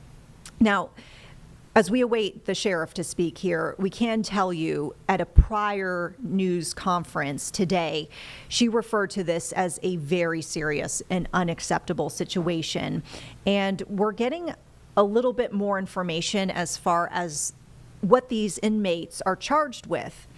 So jail records show that at least 4 of the escaped inmates are charged with murder or attempted murder. And then there are charges for the other ones that include aggravated assault with a firearm, armed robbery with a firearm, armed false imprisonment, battery, and drug offenses. And there's some images actually where the authorities have shared what it looked like inside the prison cell where they believe the escape happened. And if we can get those images to you, we certainly will. Stand by. I'm going to try to see if I can get that pulled up for us. But essentially, I can describe it to you. So it's inside a jail cell, and there's a large hole that was cut behind a toilet. And it looked like the inmates actually wrote messages on the wall where this hole was cut into the wall. And some of the phrases that are on the wall include a statement that says, "We innocent," and quote, "Too easy, LOL." So bear with us. We'll see if we can get you that picture. I just sent the details over to our producer, Jeb, and it's one of the first images. But I mean, this is just a unbelievable situation just to have so many of these folks be able to escape custody, also knowing some of the charges that they're facing, that they're accused of. And as far as we're seeing, you know, as far as the commentary that was written on the wall in the cell where they're believed to have escaped, just kind of a flagrant disregard for the whole situation. So we're told as well from the sheriff's office, the inmates who escaped are to be considered armed and dangerous. We mentioned one of the escapees, his name is Kendall Miles, has been apprehended. There's a photo we actually saw that state police shared earlier today showing him being put into a police car. He was captured in the French Quarter, as I mentioned a few moments ago. He was actually found hiding beneath a car at the Hotel Monteleone in a parking garage. So he does have a new charge that he's facing tonight. It's simple escape is what we're seeing. And we told you too that troopers actually had to chase him down. It sounded like they were there in the French Quarter. They did have to chase him, and troopers continue to work with authorities in the area to try to capture the rest of the folks. Interesting to note here, this person who was captured, one of the escapees today, actually escaped a different form of imprisonment. So he escaped the Bridge City Center, our affiliate is reporting, back in 2022.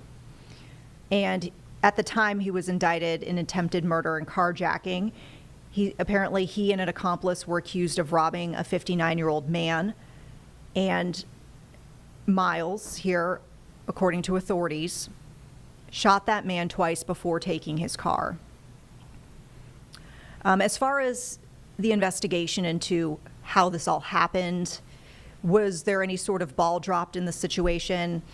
We know that there are a lot of eyeballs on this. In fact, the state attorney general there in Louisiana says that she is calling for an investigation and, quote, will do whatever it takes to determine what happened. Looks like we've got someone coming to the podium. This might be a public information officer. Sometimes we do have a spokesperson for the sheriff's office who comes out before these press conferences to kind of give instructions to reporters about who's coming to speak, give names, and basically lay out what to expect from this briefing. Looks like we might have the sheriff walking up to the podium at this time. So once again, folks, here on Live Impact News on WCNC Plus, expecting this update from Sheriff Susan Hudson with Orleans Parish regarding the escape of 11 inmates overnight from the parish jail there in New Orleans. It's a political issue.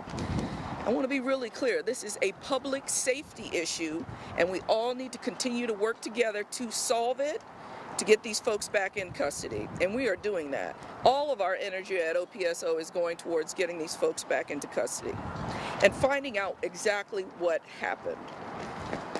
It's a fluid situation. When we're aiming to respond to all media inquiries as quickly as we can possibly do that, but I still have to investigate it, and the integrity of the investigation has to stand.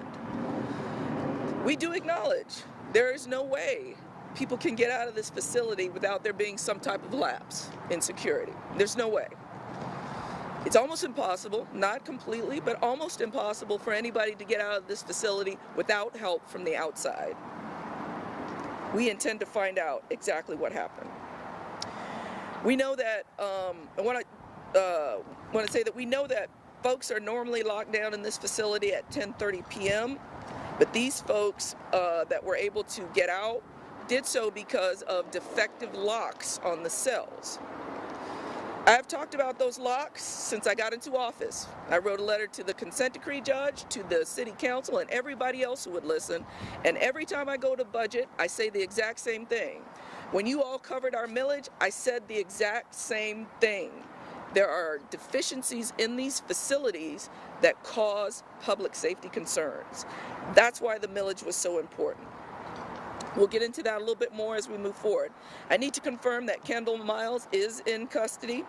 He is being rebooked for simple escape as well. OPSO deputies found him hiding beneath the car at the Hotel Monteleone parking garage, and he was transported to OJC by the Louisiana State Police. We also need to acknowledge that Keith Lewis, who was previously reported as an escaped detainee, was in a different cell. So he had been moved, but it had not been updated.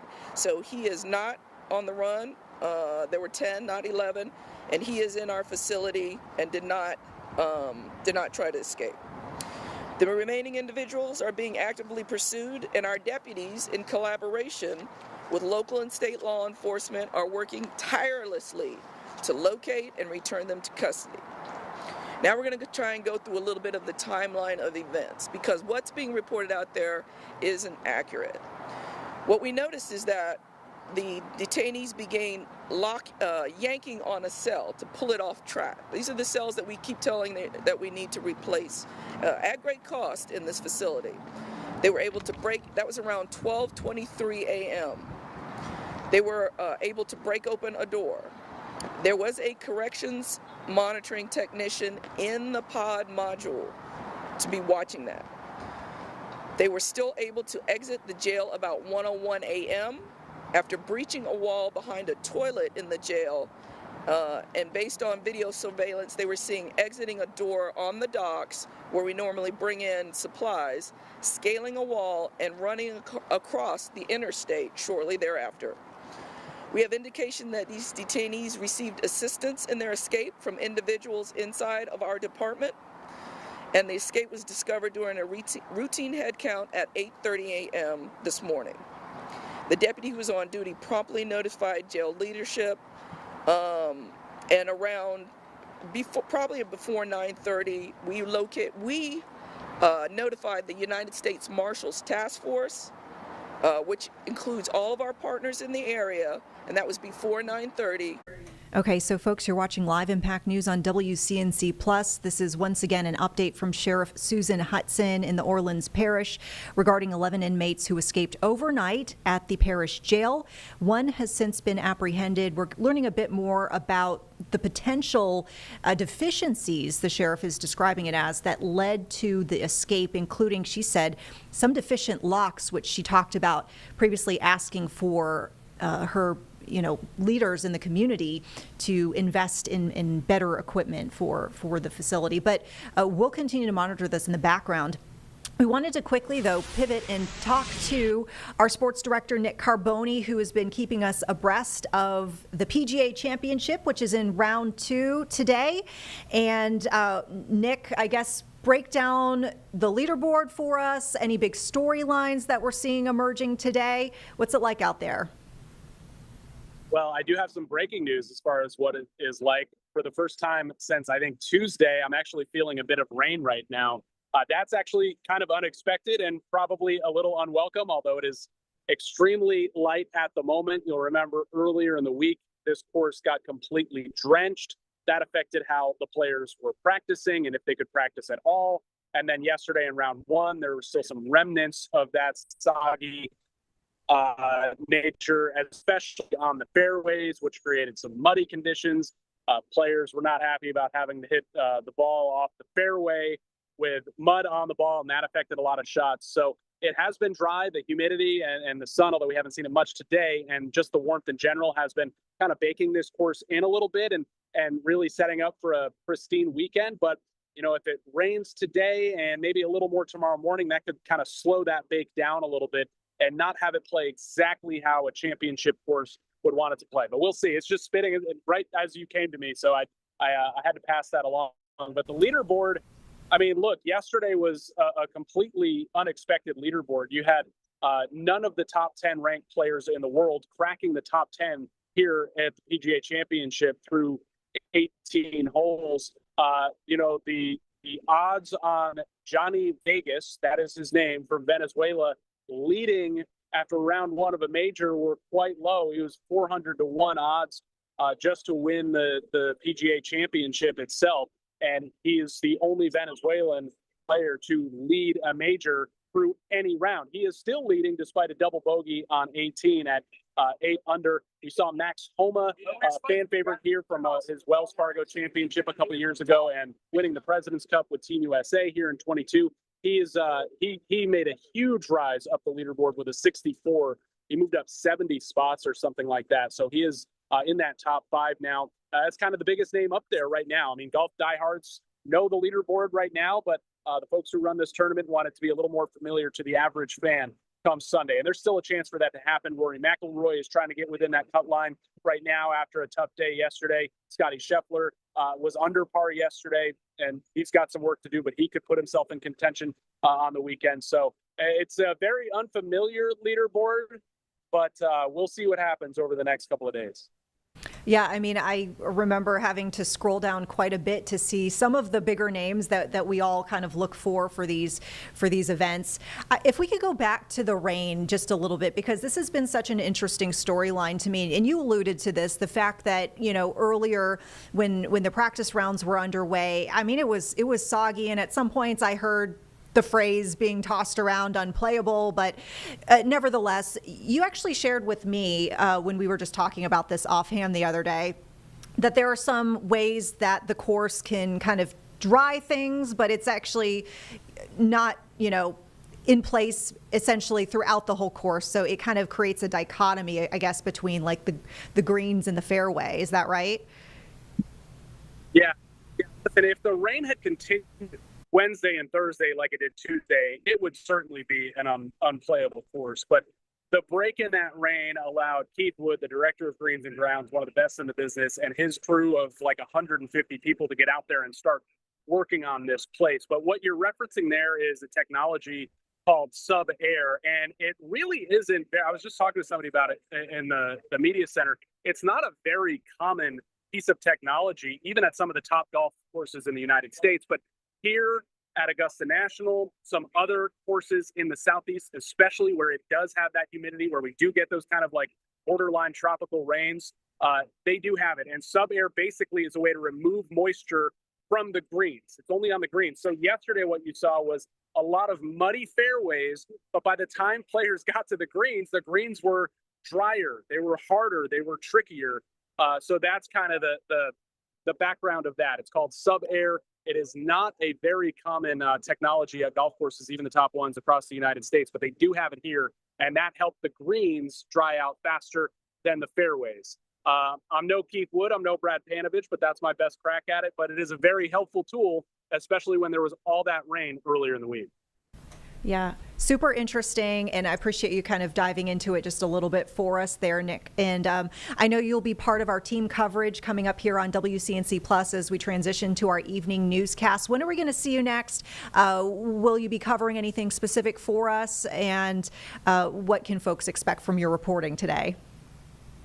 Yeah, so very interesting morning wave of golfers led by, as I mentioned, Max Homa, who had an incredible round. He shot a 64, and as good as he has been over the last 5 years, that is his lowest round in a major championship in his career. It was 9 shots better than he was yesterday. And he also talked a lot about the course conditions. I mean, listen, if you practiced Tuesday and even Wednesday, and then played Thursday, and then played today, this course is acting differently each day as the weather continues to improve and the course continues to dry out. So he had a lot of things to say about how the course is playing.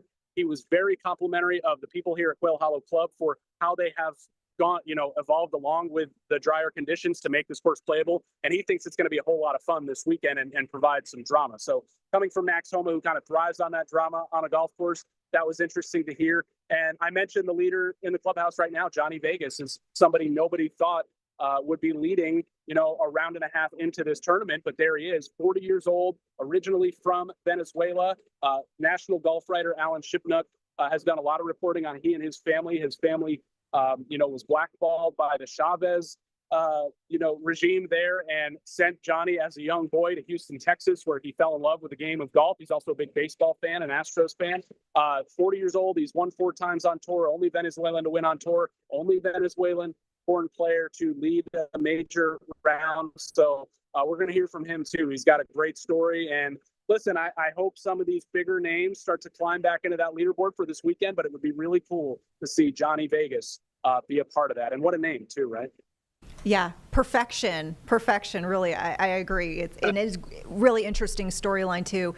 All right, Nick, thank you so much for joining us here on Live Impact News on WCNC Plus. Of course, we'll see you for your reporting from Quail Hollow in our evening newscast starting 4 o'clock, so just a few moments away.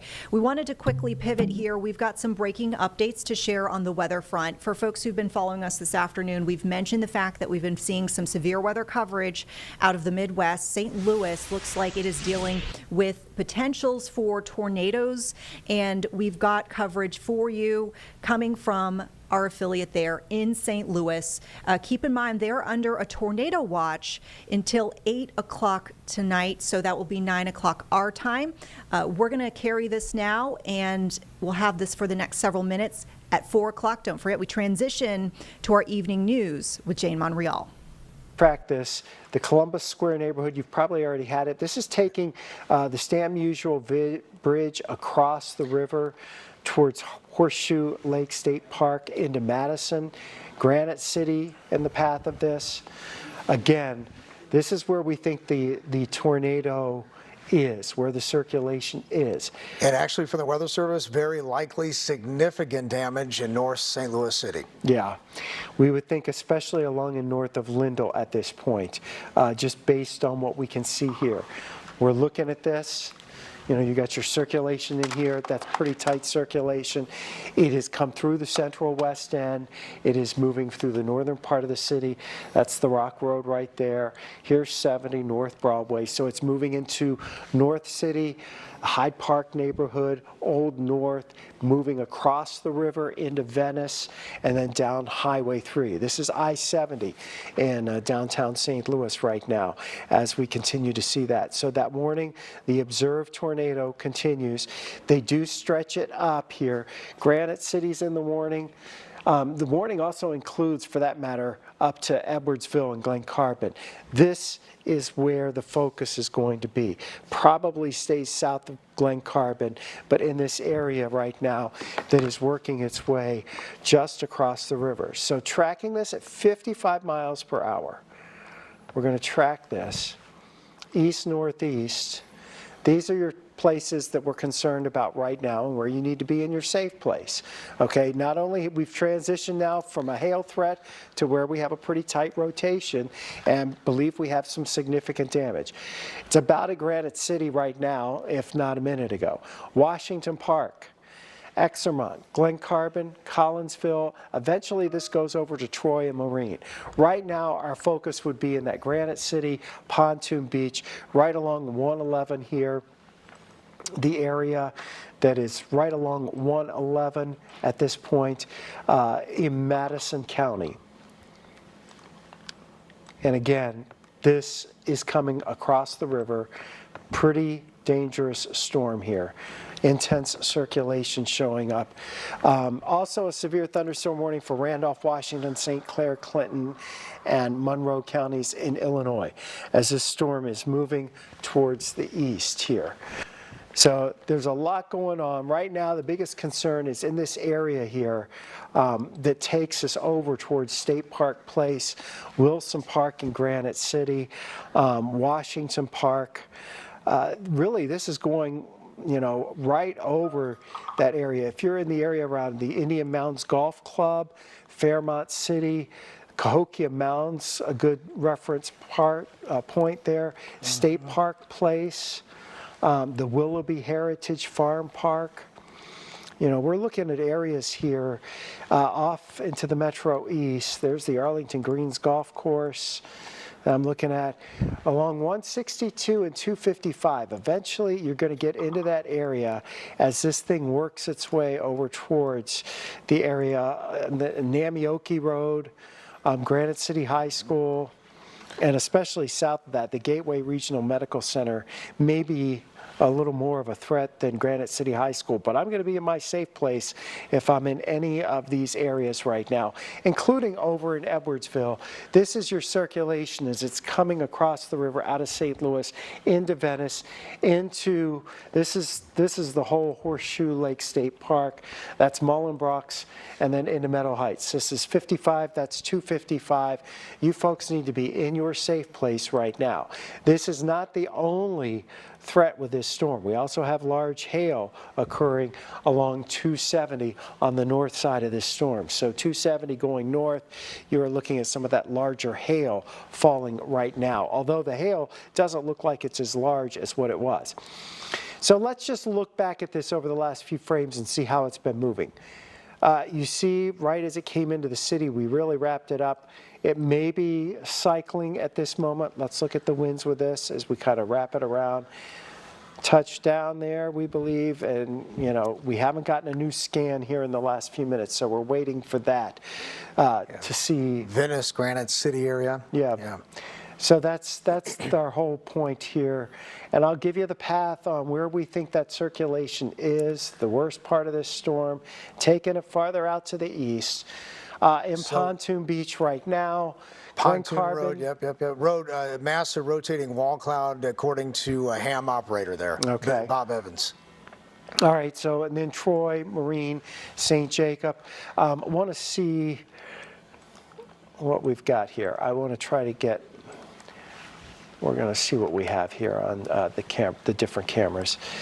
Let me get you to the Raceway to see if we see anything at the Raceway, because this would give us a shot at what's going on looking back towards the city. So it's going north of here. So we're going to turn our Raceway camera around and see if we can kind of see, looking to the north, if we can see where this is right now. If you're in Madison County, Granite City, Venice, in that area, and then going east, Horseshoe Lake Park, this is the area that's really getting pelted. So Worldwide Technology Raceway here, it doesn't look like you know, we're seeing the worst of it there. So it's north of Worldwide Technology Raceway at this point. Okay, here's a look at Edwardsville right now. Edwardsville, you are under the tornado warning as well. So this is the area we're watching. This is the area we need to be most concerned about right now, and that is for this potential storm. Now, some good news in that it looks like it's cycling a bit, so we may be losing a bit of that tighter rotation in here, but this was an observed tornado. That's why the polygon is pink.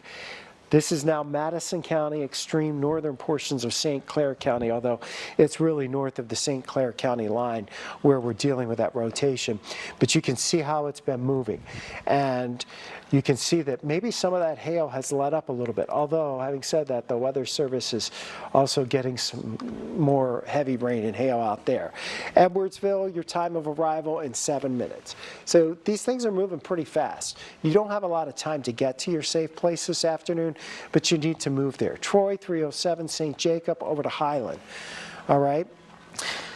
That's St. for our Clair, tornado. St. Clair County, numerous calls for trees and wires down as well as trees on residences.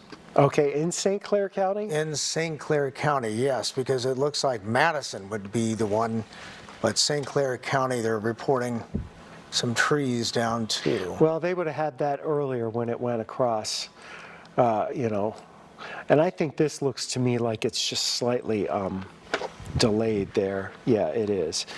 We're trying to play catch up. So that circulation now is approaching Glen Carbon. That's where our circulation is at the moment.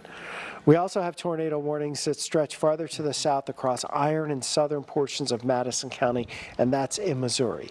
So Iron and southern Madison County in Missouri, you need to be in your safe place. But this is the one that is in the populated areas around St. Louis that is causing the problems and the concern right now, and we need you in your safe place here, especially if you're in this area here, over towards Namioki, heading towards Pontoon Beach, and really, it's along 270 now. I know there's some mobile home villages up this way too. Just south of Mitchell, Illinois. Yeah. This tornado may still be on the ground. Yeah, we just don't know, but that's what you're looking at here. This is where the circulation and where the strongest winds are showing up. So again, I'm going to give you a short term. I got to make an adjustment here that this is, make an assumption that it's out ahead of where we are on our map, okay? But that's